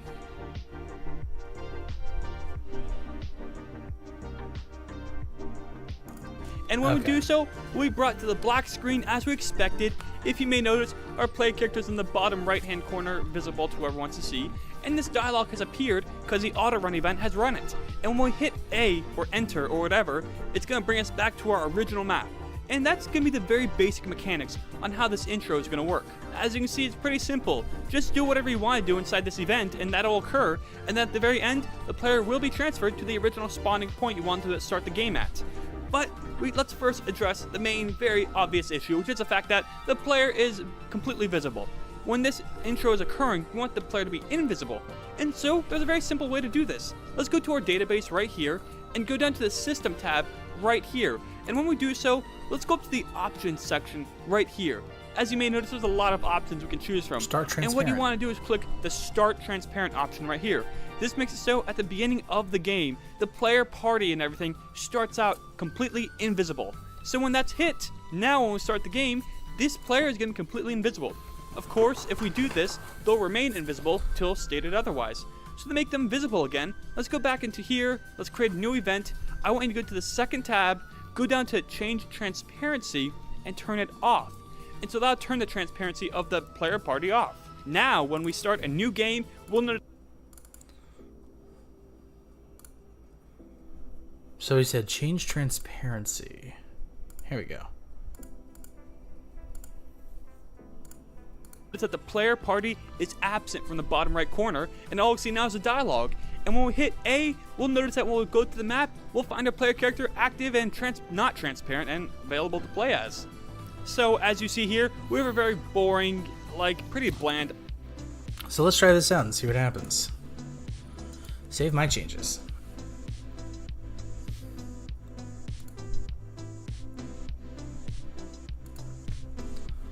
Hi, welcome to the world. No, you are not fresh out the womb, you got killed by Truck-kun. You're goddamn right this is an isekai, get over it. Life's unfair, isn't it? Hopefully you can make life your bitch in this second world. Nice. Hey, I'm an NPC. Bit odd, isn't it? Do you think you're learning anything? Yes. Love that enthusiasm. Keep it up. Shh, it's a secret. I need to change that dialogue.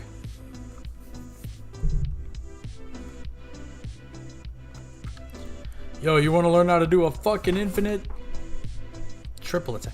Look, man, that move was illegal. Don't tell nobody about this. Have you seen the clown around here by any chance? He made off with some illegal things. If you see him, report him. Like those if you see something, say something advertisements you see at train stations. Something like that, yeah. Really? Where? Southeast of here by the water. Why? No time. Gotta catch him before he gets away.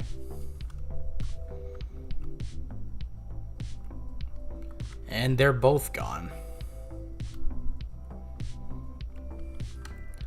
That shopkeeper's a rat bastard, isn't he? You can use this to shut him up. Whoa, you received 5,000 gold. You tell anyone this is charity and I'll kill you. Welcome to my inn. We provide only the finest lodging here. If you ain't rich, get lost. Need something?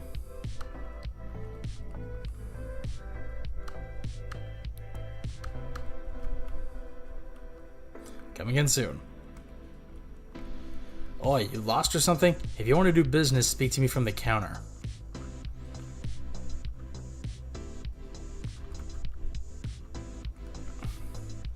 I'm not used to people coming to talk to me personally. If you wish to stay the night, please speak to me from the other side of the counter. Would you like to save your game? Sorry to say we haven't quite figured that out yet, but when we do, you can use this book to save your game.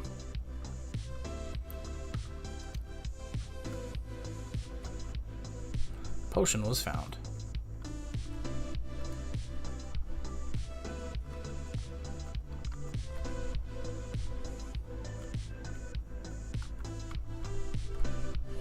It's locked. So the shopkeeper system works, the inn system works.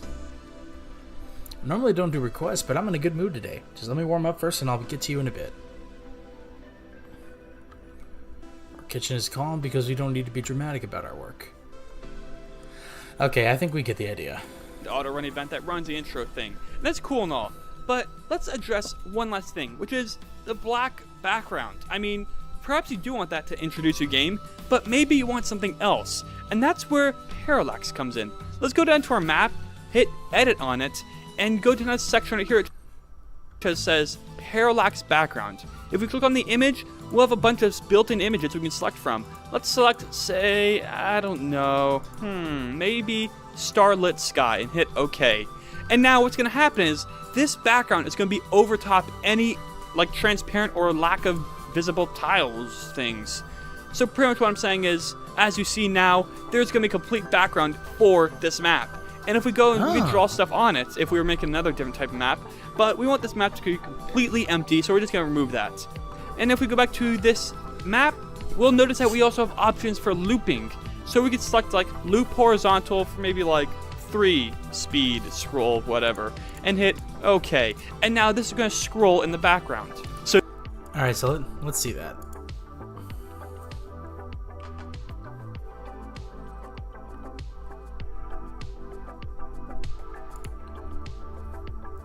Oh, look at that. That's so cool.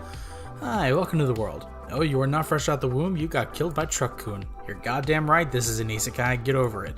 Life's unfair, isn't it? Hopefully you can make life your bitch in this second world.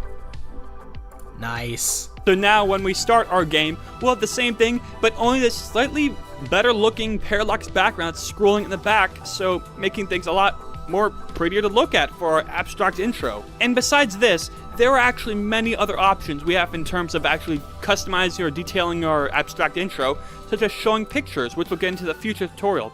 But for now, this is really all you need to know. You can make all these dialogues. Perhaps you want to add choices like doing show choice right here. Perhaps you want to input a name by doing the input name, which you'll find in the 3rd tab right here where it says name input processing. Select an actor you want name to be input to and select the maximum amount of characters selected, and you can input a name. It's really that simple. And that's really all for this tutorial. If you enjoyed, please consider giving this video a thumbs up. Tomorrow, or whenever the next tutorial is, we'll do a tutorial on how to actually do like an actual intro that affects like the actual main game part system part right here, where the actors will be moving, we'll be doing stuff. It'll be crazy. It'll be amazing. I hope you can hardly wait until next time. RPG Maker tutorial end. Okay, so I actually kind of want to see what that's about. So I'm gonna grab this next one and put it in the description as well. Save. Perfect. So now if you refresh the stream, then you should be able to see that the stream description has been updated with this newest tutorial.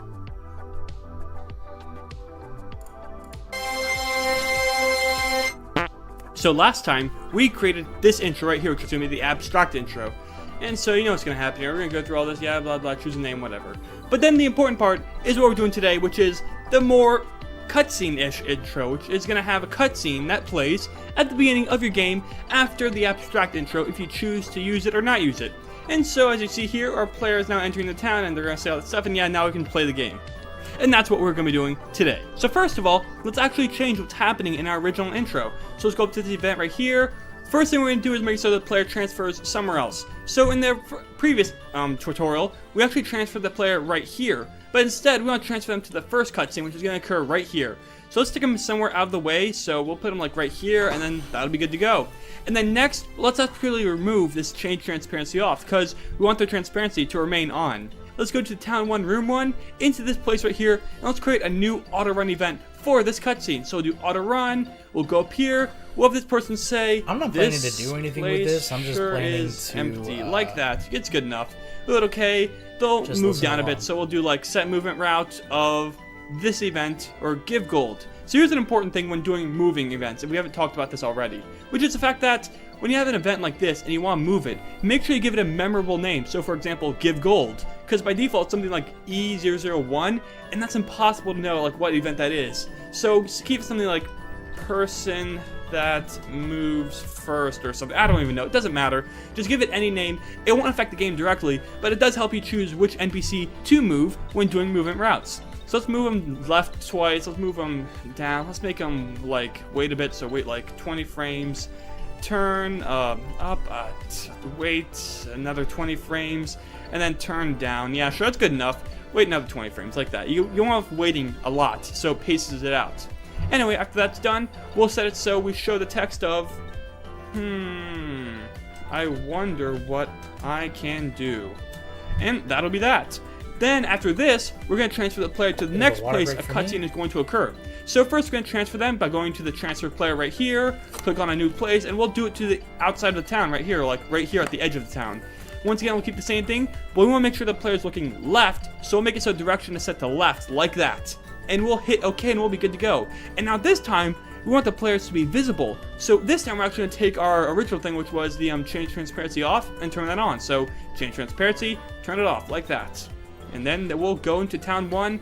They'll start off right here as visible. So in town 1, we'll then create another auto run event. And then here, we'll make it so we'll do a movement route for the player. So like, yeah, here it is, set movement route. Player, move left, move down, move down again, move left, I don't know. Then hit OK. And the player will say, this is a town and stuff. Yeah, there we go. It's a beautiful default dialogue. It's going to appear when they first enter the town in the beginning of the game. And once this is done, we'll turn this auto run event off. So we'll set self switch A on, and then we'll create a new event page and make it so if self switch A is on, it'll go to this. And also, we gotta make sure to do the same thing with the other event, else it's gonna be a little weird when we enter in this room. So if we go in here, we'll make it so that at the end of this, we'll also turn self switch A on here, make a new event page, make it so self switch A is conditioned for this new event page, and we are good to go. And now when we play our game, we'll once again go through our abstract intro, blah blah blah, yeah, name, whatever. Next, we'll go into our second intro, which is going to be this cutscene without the players inside of it. So it's gonna move left, move down, wait a bit, turn around and stuff. What can I do? And now we're going to go to our players right here. They're going to move around. This is a town and stuff. Yeah, and all that stuff. And now we can play. And if we go into this house right here, we'll find that the auto run event does not run because we turned it to self switch A and then that turned it off. And for the most part, that's really all for this tutorial. That was sort of quick and short, but that's really the point. Like, for the most part, you should already know everything that's required to actually create a very introduction type scene. Now, what we do is very basic, and you're going to want to create like more NPCs interacting with each other, and more stuff clinging together, working together, fixing together, doing stuff. But yeah, we didn't, but maybe we will in the future. But that's all for this tutorial, so until next time, RP. Okay. So, I'm gonna boot up the next one just for a second, just so I can save this to the pause and effect accounts watch later. Then that way, when I get around to doing a tutorial next, I can access it whenever.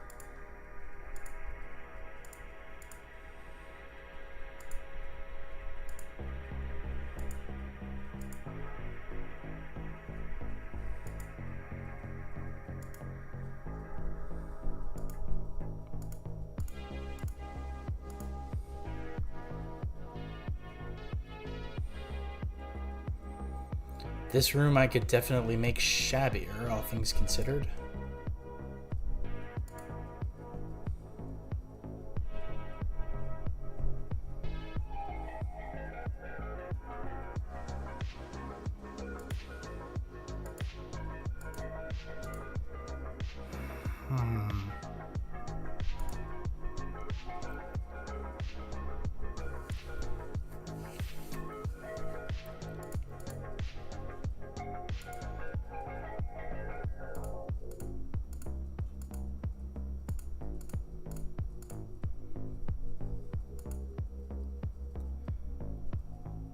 I guess one thing I wanted to do,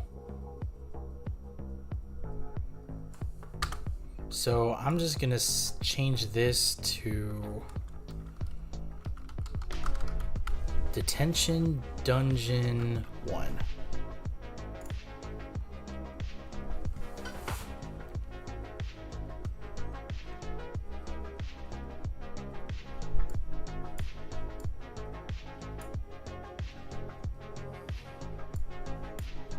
Actually, it's going to be part of Seaside World because that's where the exit is.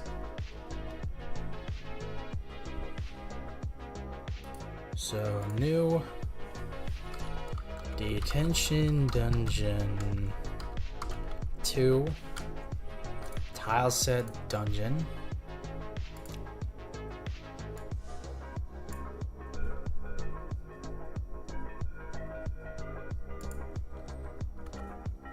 $17.13.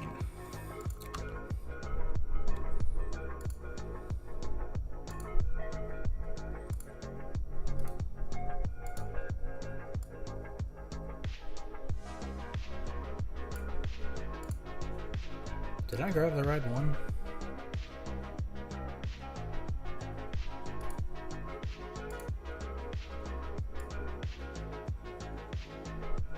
Yeah, now I have.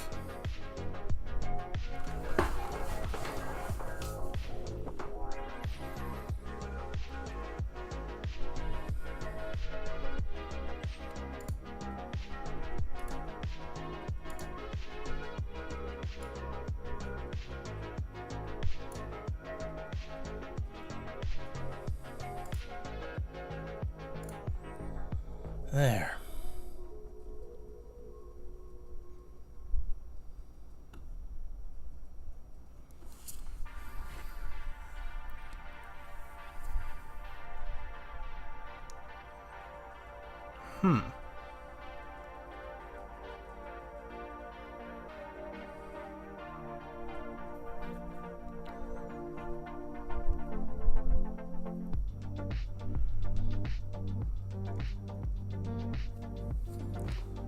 Now, how do I want to...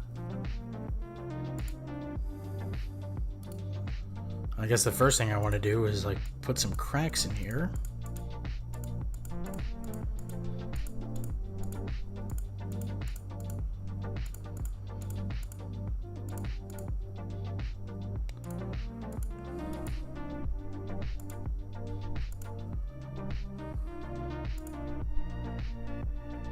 Yeah, this works. The cracks are just random enough.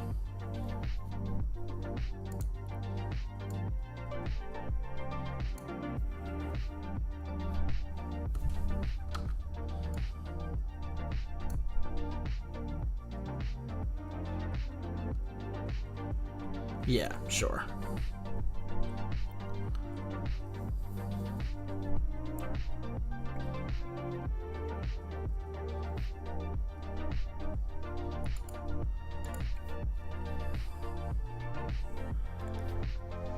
I have a very strange idea.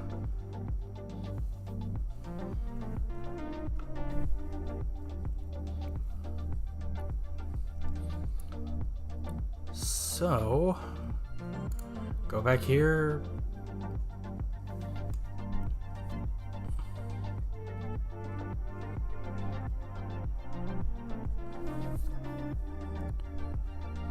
Actually, I can probably find the prison bars. Yep.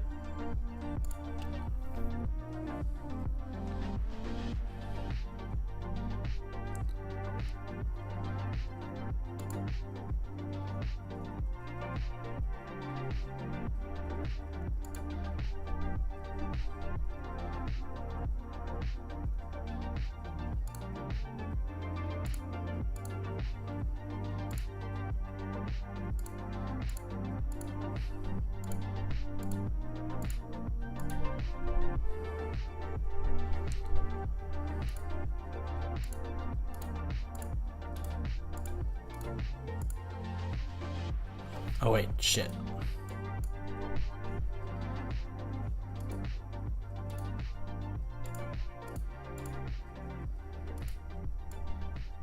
Oops.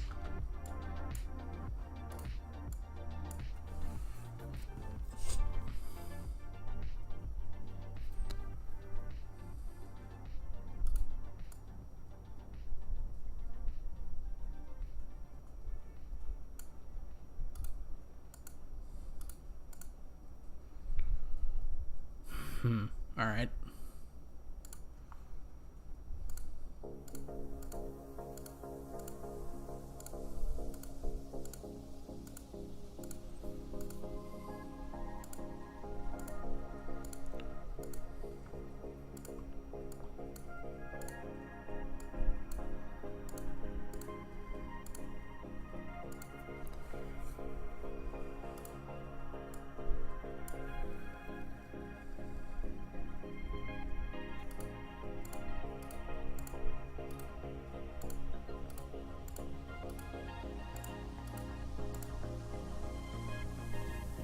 Wait.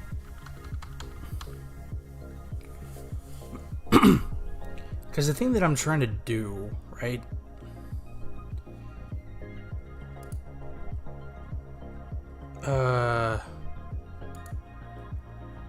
Yeah.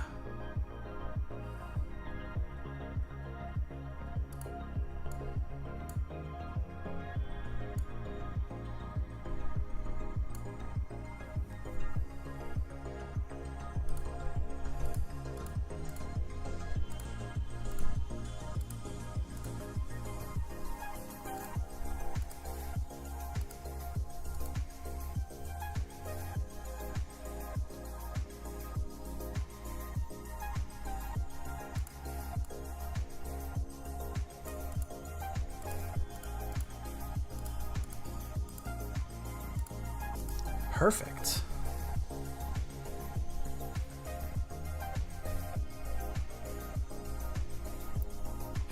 If only I could just copy and paste tile sets.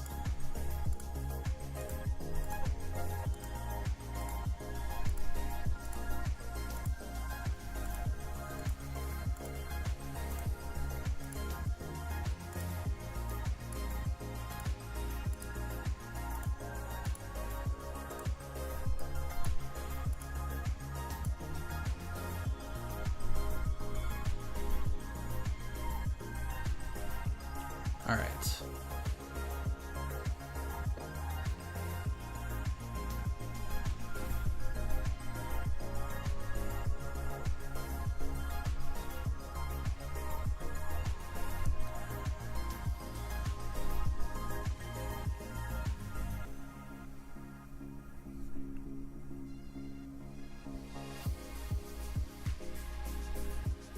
Right, I'm gonna need to... Well, before I do that, I can probably just set up some ruined objects in here.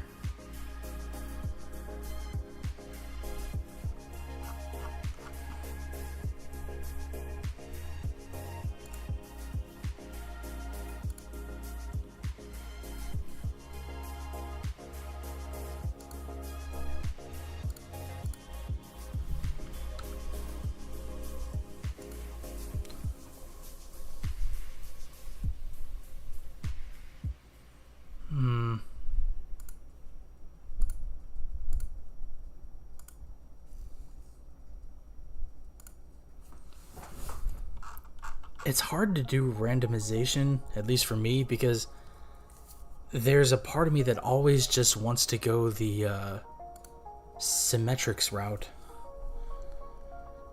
But I mean, that's a personal problem.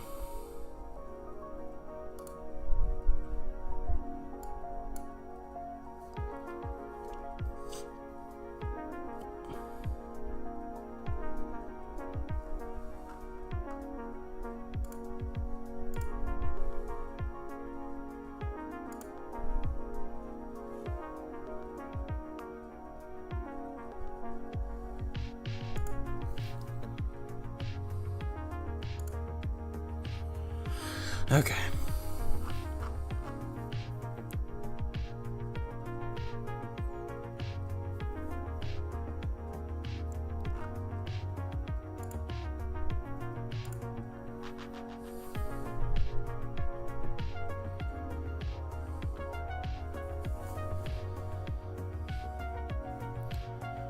Okay, so I'm going to set up an event here. Hidden stairwell. Excuse me, fuck.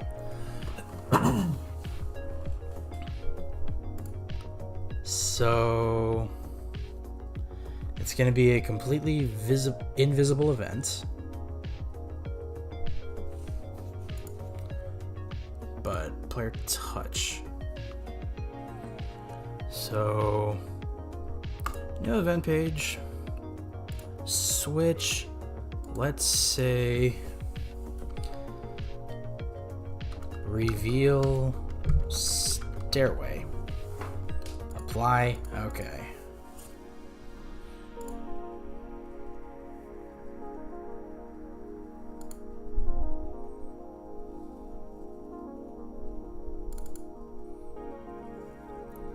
On this, I can probably say, I can set it as a variable.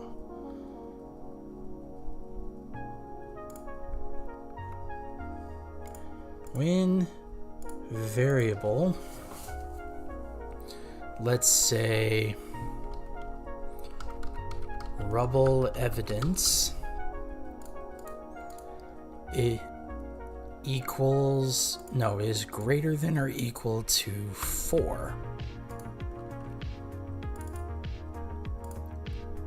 Then reveal stairway is set to on, which will take us here.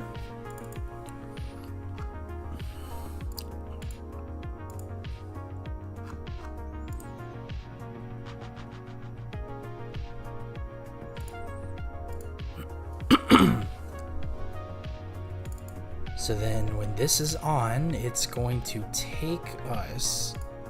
Okay, first of all, before I do literally anything else, cancel. Quick event creation, door. It's gonna be this one. Take us back to Detention Dungeon 1 over here. Okay. So then Detention Dungeon 1.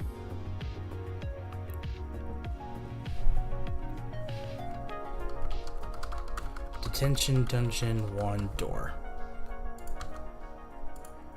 So it's going to take us here. Okay.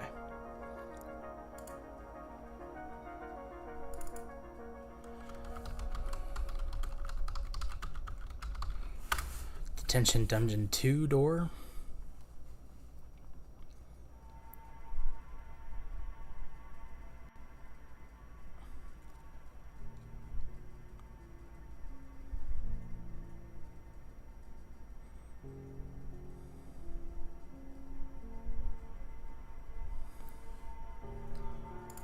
I had to stop for a second. I like this song.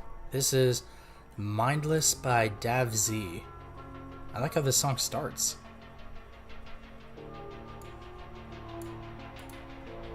Nice. Okay.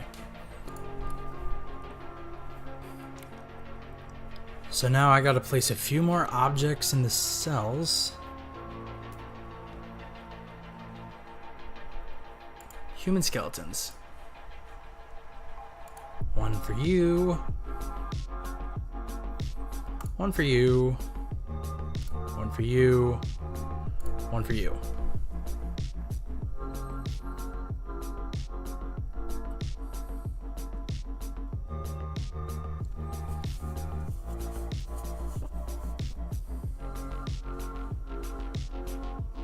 Ouch. Okay.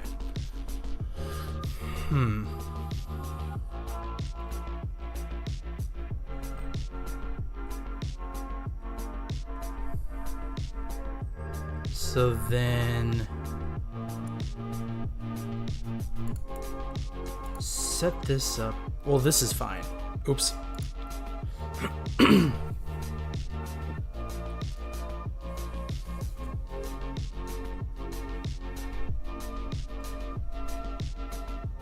So set an event.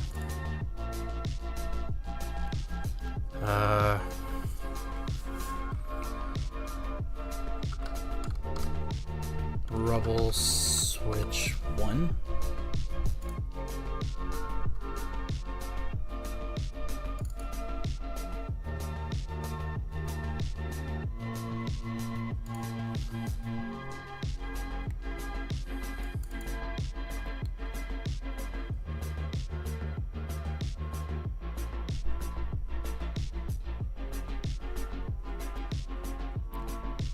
I have a very genius idea for this. Hold up. So before I do that, so tile set B.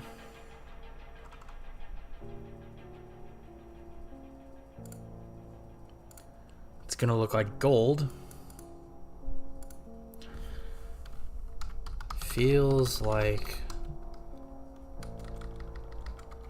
there's something underneath all this rubble.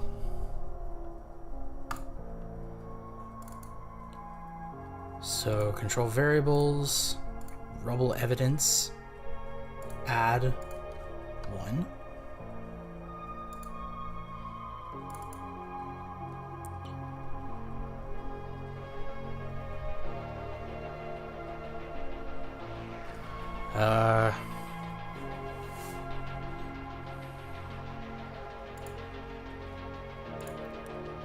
Variable rubble evidence is set to is greater than or equal to 0.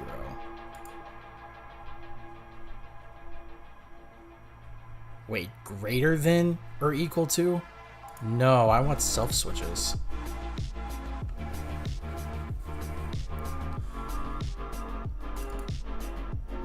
You pressed a switch. Something happened.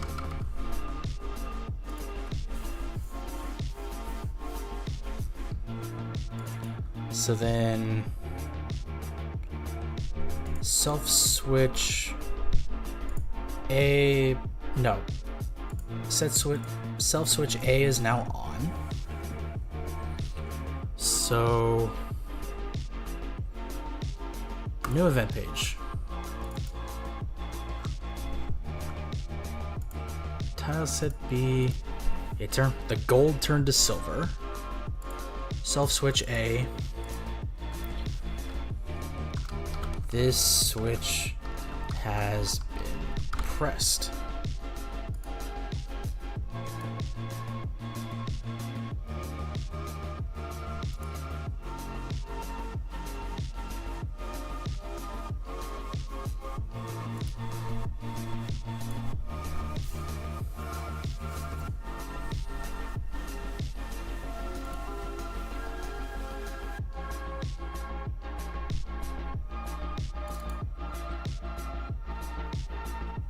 So then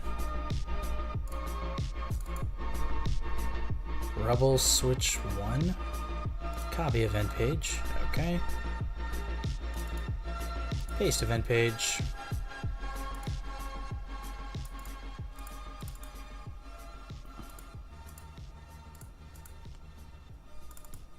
Rebel switch 1. I keep forgetting names. Rebel switch 2.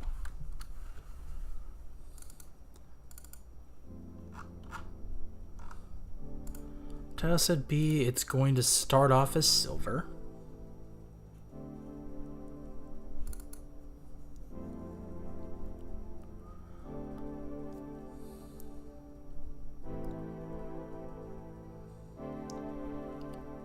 So control variable, no, conditional branch.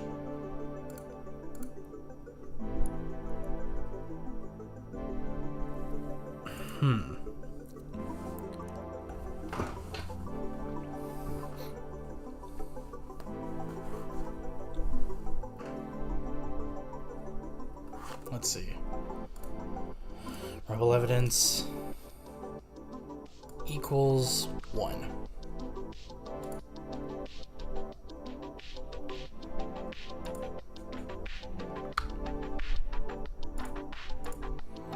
Variable rebel evidence equals 1.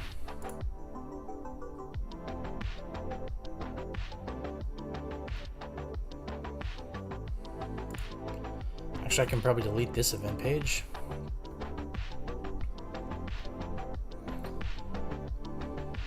Apply.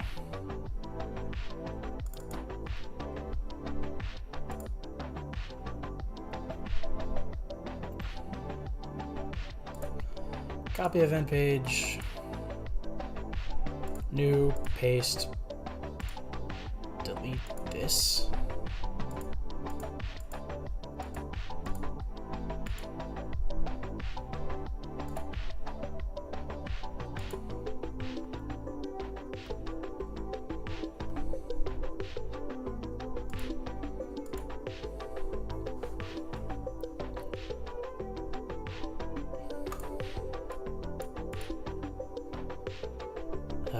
Copy, paste, delete.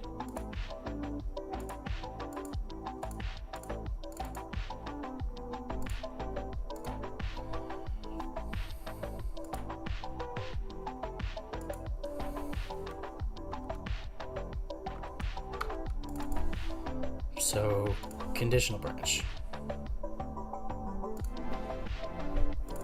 It's not this. Hold up. If no, it's not a, it's a variable, right? If rebel evidence equals 1, control self switch A is set to on.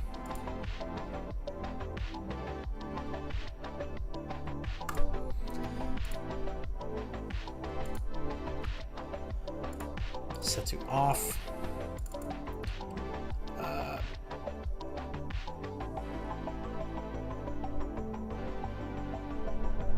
Control self switch B on.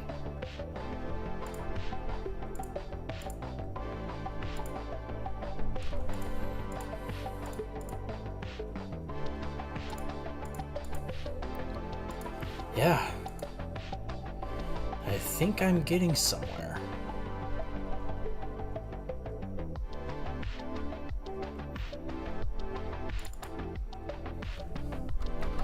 Rubble switch 3. So conditional branch, variable if rubble evidence equals 2. So tile set B, silver.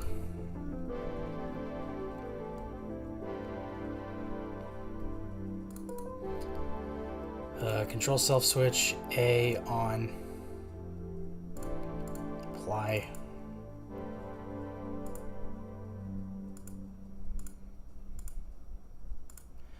Copy event page.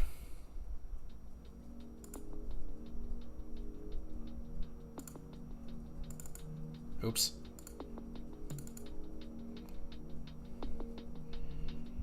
Paste.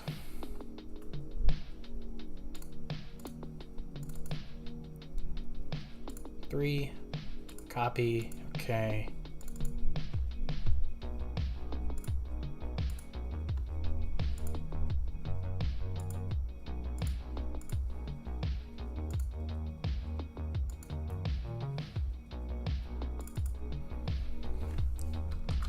Rubble switch 4. So copy, paste, delete. So rubble evidence equals 3. Apply.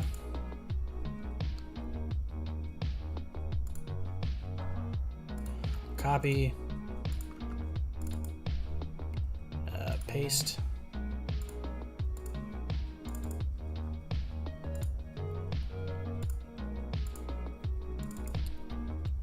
And paste.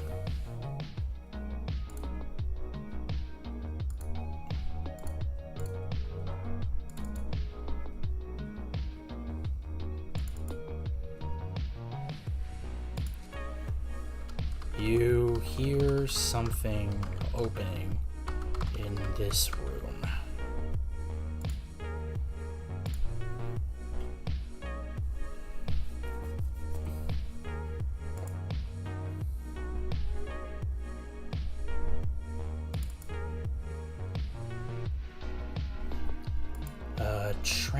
Transfer player. I'm just gonna set it to Seaside World for now. Apply, okay.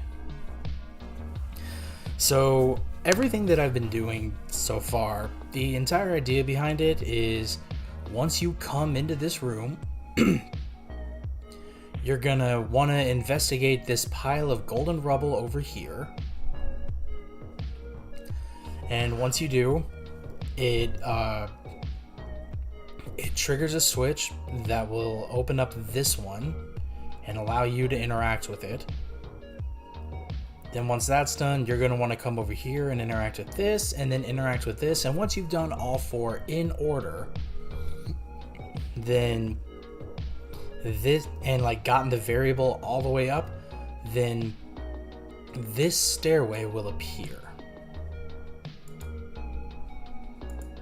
God, I hope I did this right. Actually, before I do literally anything else,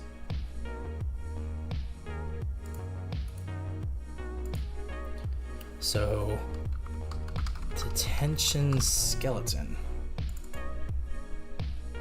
monster, stepping, show text.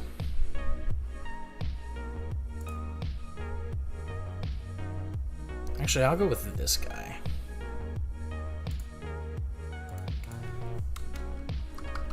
Detention. Okay. So, evil. I want it to be this dude. So then the player then gets transferred to here.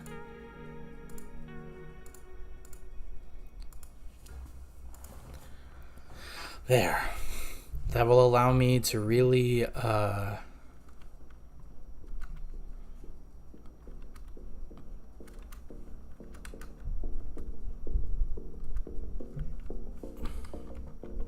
detention.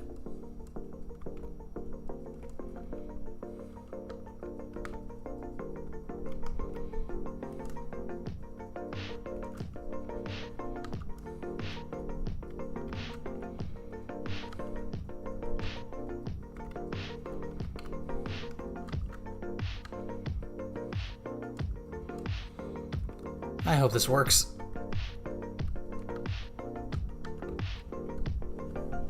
Oh, wait. I didn't set it to below players, did I? Or same as characters, action button, apply, okay.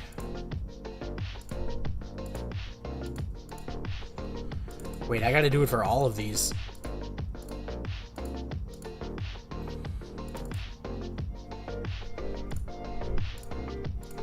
Same as... Wait, shit. Same as... Same as...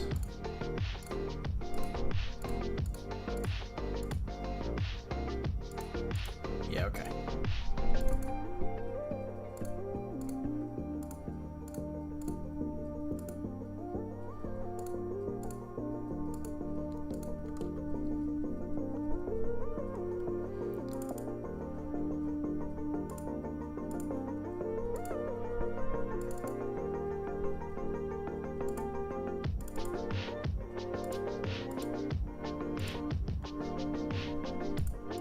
Yeah, alright. And actually, I think what I want to do is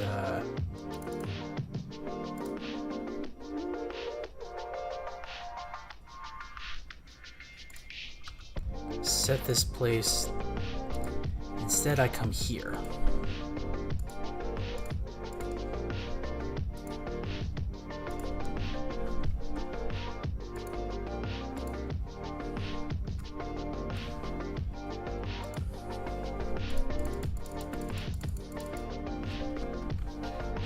Detention.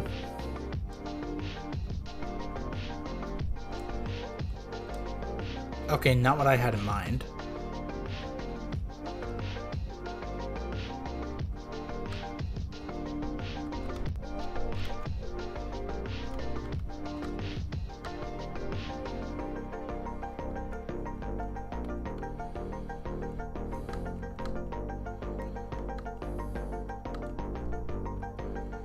So this isn't working how I wanted it to work.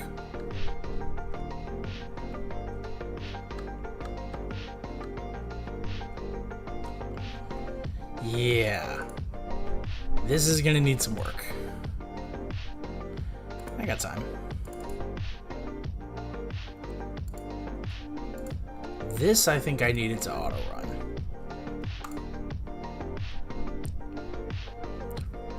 That's what I have to do. So these auto run.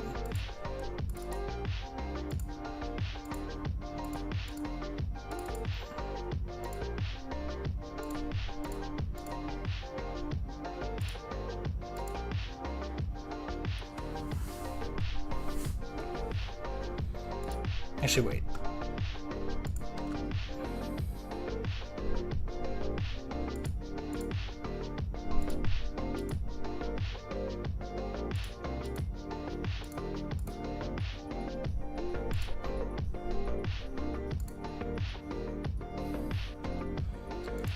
Okay, I need to stop that.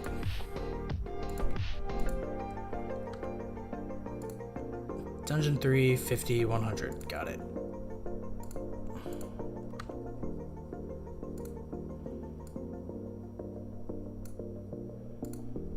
There.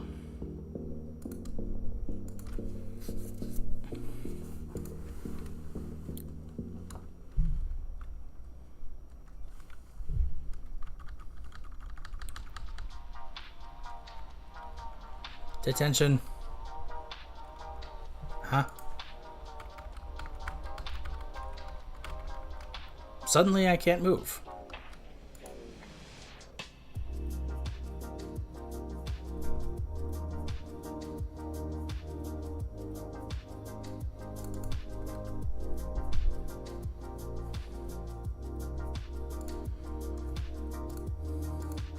Maybe I should set him up so that I...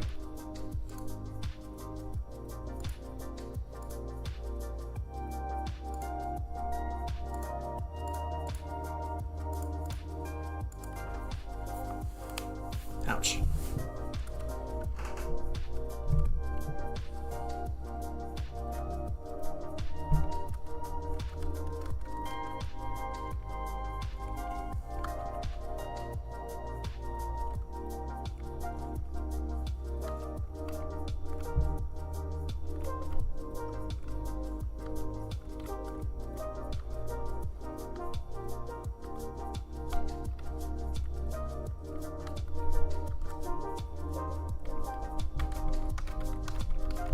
Can't move. What the hell is happening?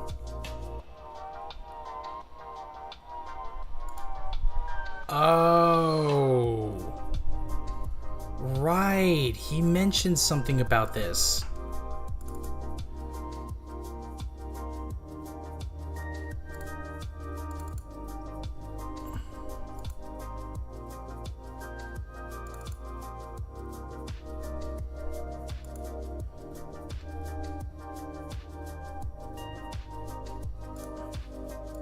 Exit event processing.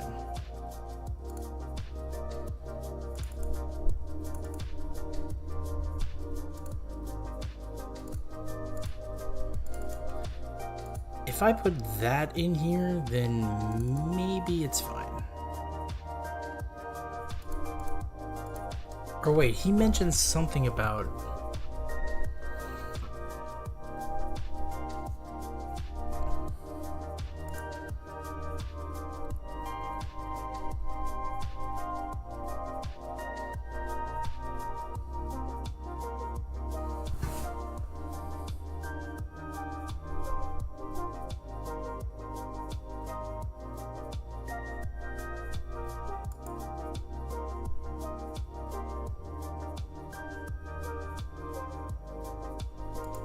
I might have to refer back to that tutorial, actually.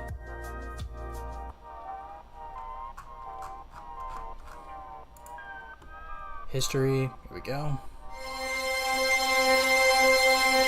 This is the next one, so I need to go back a tutorial. Intro is what we're doing. Plays at the beginning of your game. It's now entering the town, and they're gonna say all that stuff, and yeah, now we can play the game. And that's what we're going to be doing here. Tutorial here. Next, let's actually remove this change into this up here. It's good. This is, which is a give goal. That is. There's some NPC. Let's make them. Wait, no, I want this. Transfer town. It's like change here. Here. Went right out. It's a event page. Other event. Else, it's going to be a little weird when we enter in this room. So if we go in here, we'll make it so that at the end of this, we'll also turn self switch A on here. Make a new event page. Make it so self switch A is conditioned for this new event page, and we are good to go. And now when we play our game, we'll second in, move around. Right, this page, self switch A on here, enter in this room. So if we go in here, we'll make it so that at the end of this, we'll also turn self switch A on here. Make a new event page. Make it so self switch A is conditioned for this new event. Also turn it on, it'll go to this. And also we gotta make sure to do.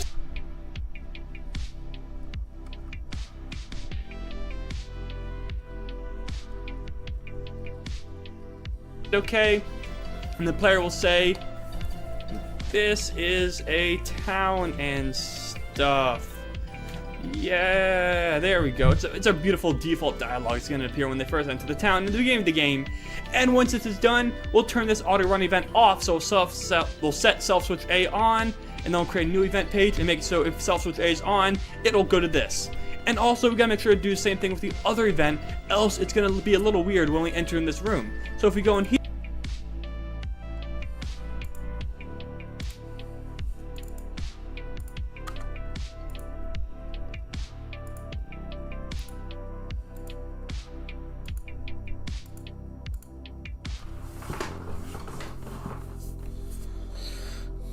Honestly, maybe I just need to...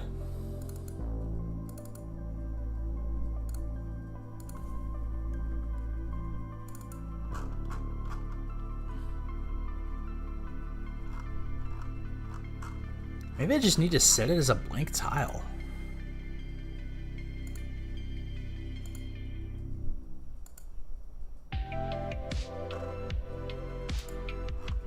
Assuming I can find one.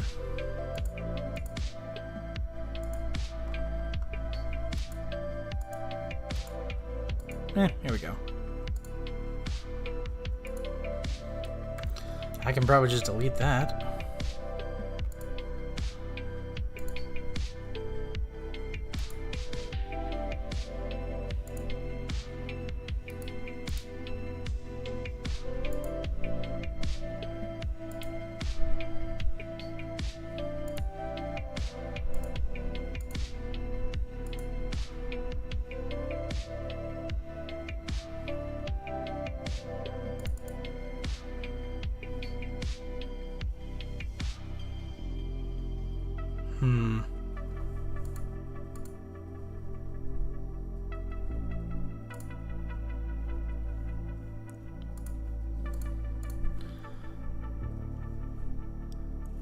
I just want to know if I can move, like, coming into this. Oh wait, I probably can't.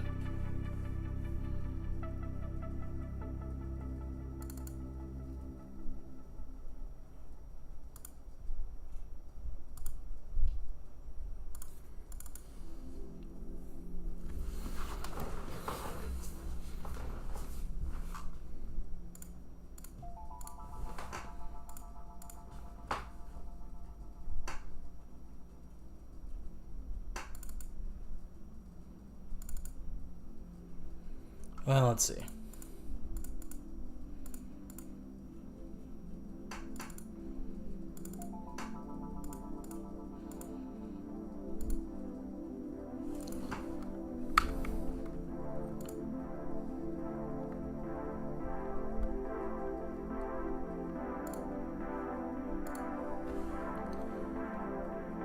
I should probably look that up.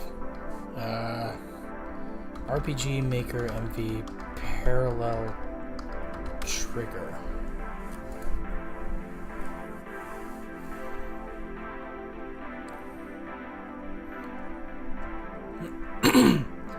So this person asked,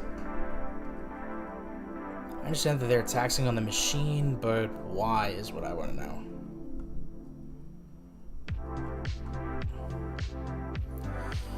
A parallel process begins automatically and repeatedly until stopped, allowing other events to continue. For events which occur concurrent with the player's activities, most things that have to happen in the background while the game is going on keep running while you're playing your game are parallel processes.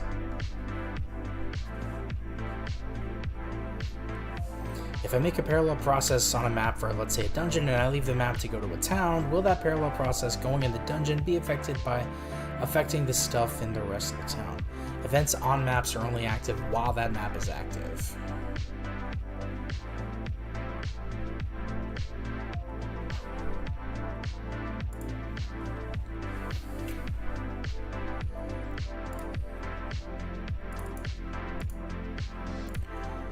If I set these to parallel, it might actually work.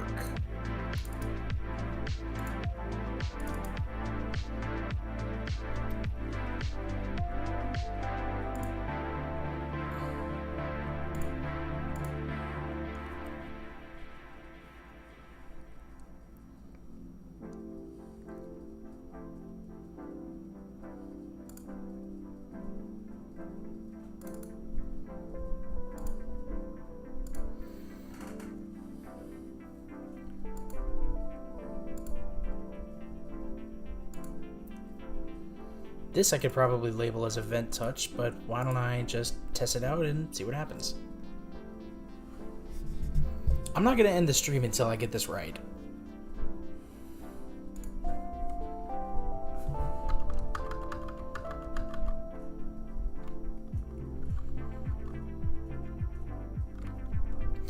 Okay, so I can move again.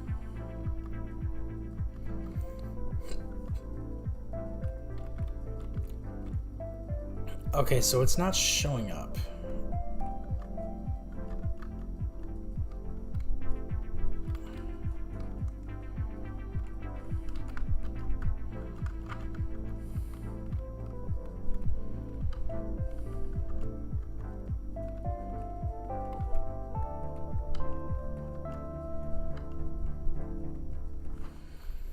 Not what I had in mind.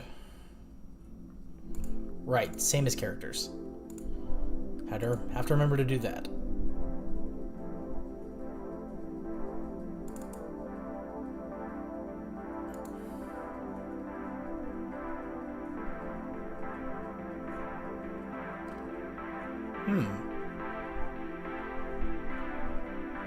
On second thought...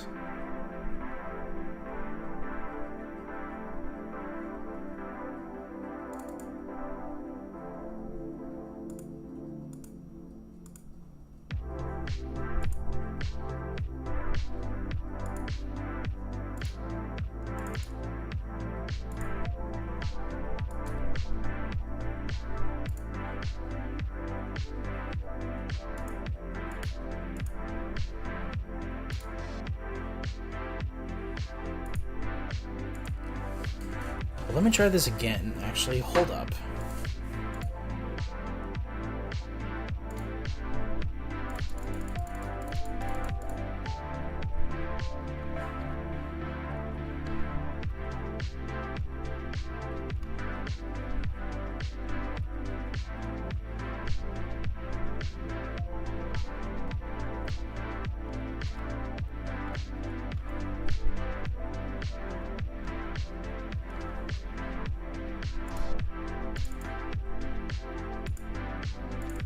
Oh.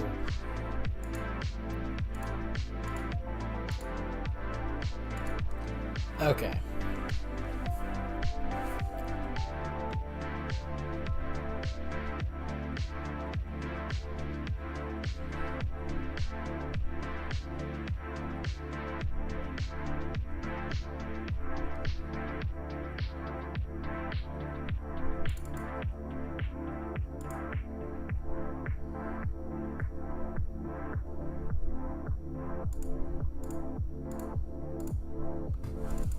Right, this specifically needs to be below characters player touch, same as characters event touch.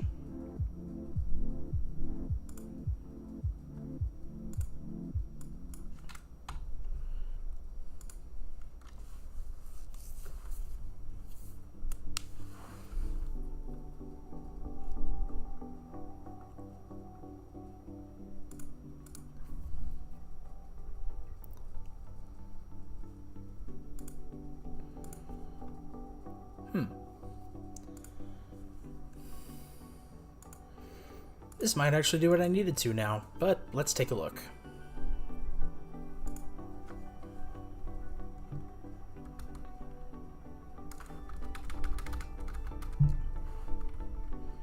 Detention.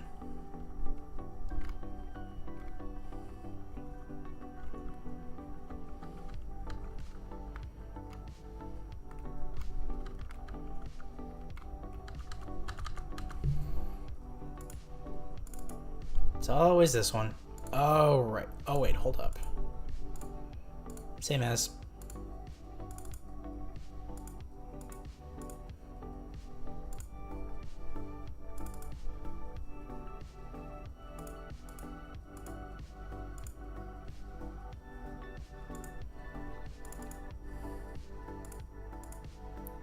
Okay.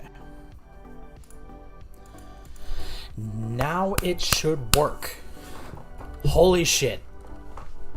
This is just game dev in a nutshell.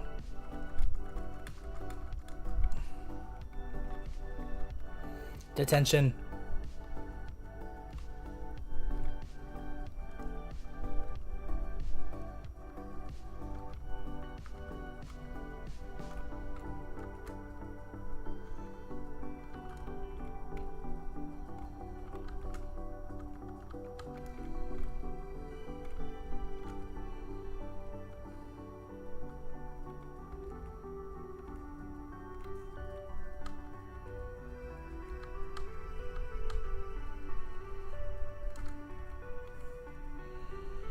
Okay, so now this doesn't want to work.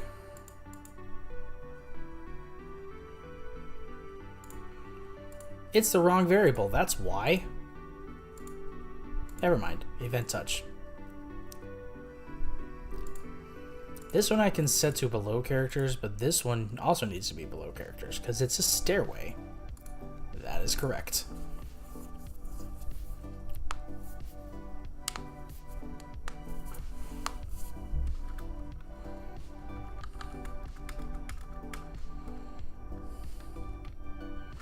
Detention.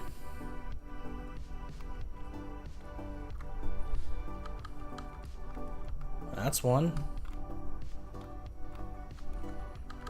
That's two. That's three. That's four.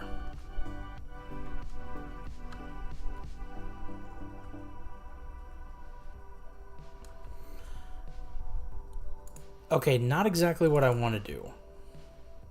Like, it works as intended.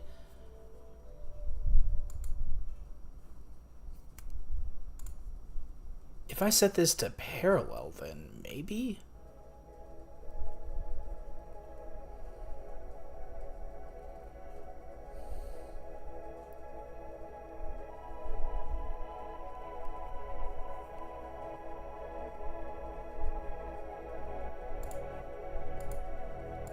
Alright, one more time.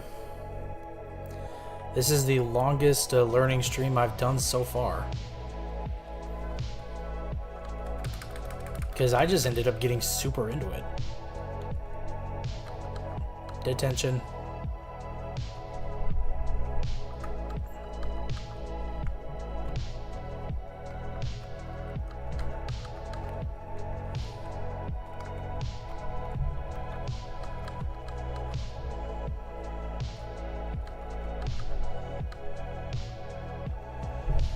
Oh, then I don't actually need to...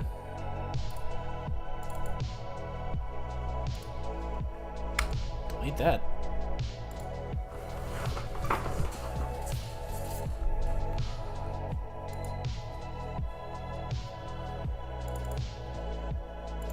I realized something just now.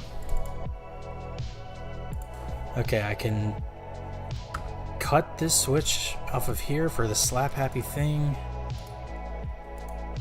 Paste that here.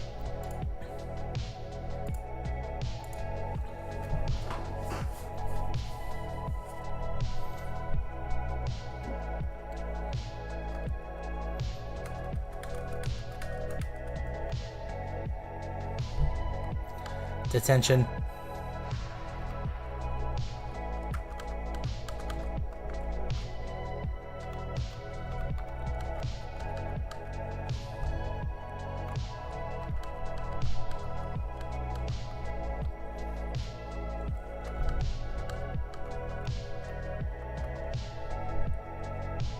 Okay, now if I walk in here...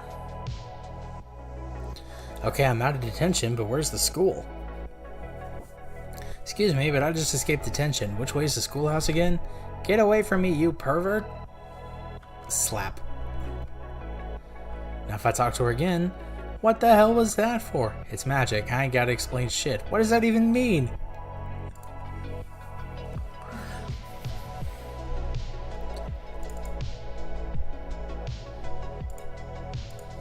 You press the switch. You hear the sound of something opening.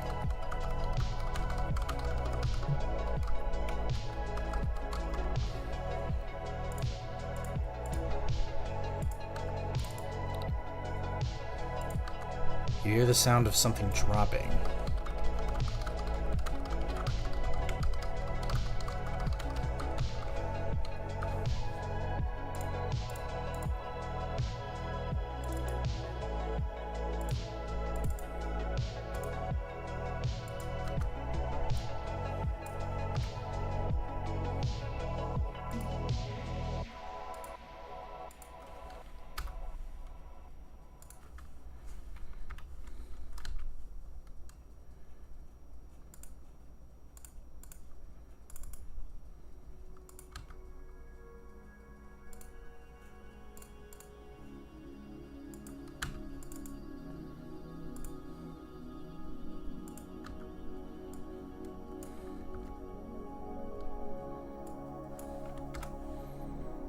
Oh, that's why.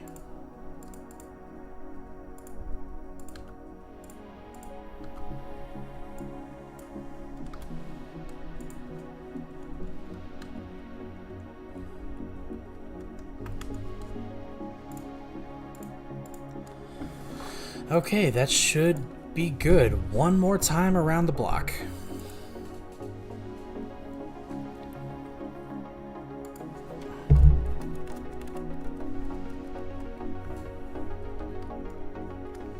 Detention.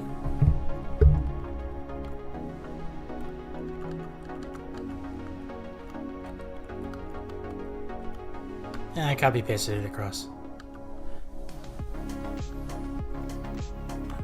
There's a very obvious typo in there.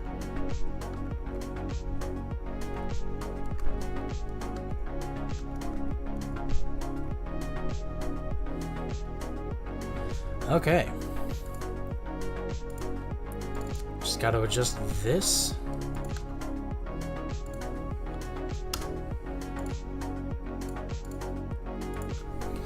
There. So that about covers it. So I've done a lot. I've learned I've learned little this time, although knowing how like intro cutscenes work is actually a huge boon to me, so that's actually kind of an interesting bit. So I'm gonna go ahead and cut the stream here, everybody, but thank you all so much for watching me attempting to bash my head against a wall while I learn how to work this engine some more. So thanks for watching. If you liked what you saw, please consider liking the stream, subscribing to the channel, ringing the bell to get notified of future streams, and leaving a comment down below on what you thought of this stream.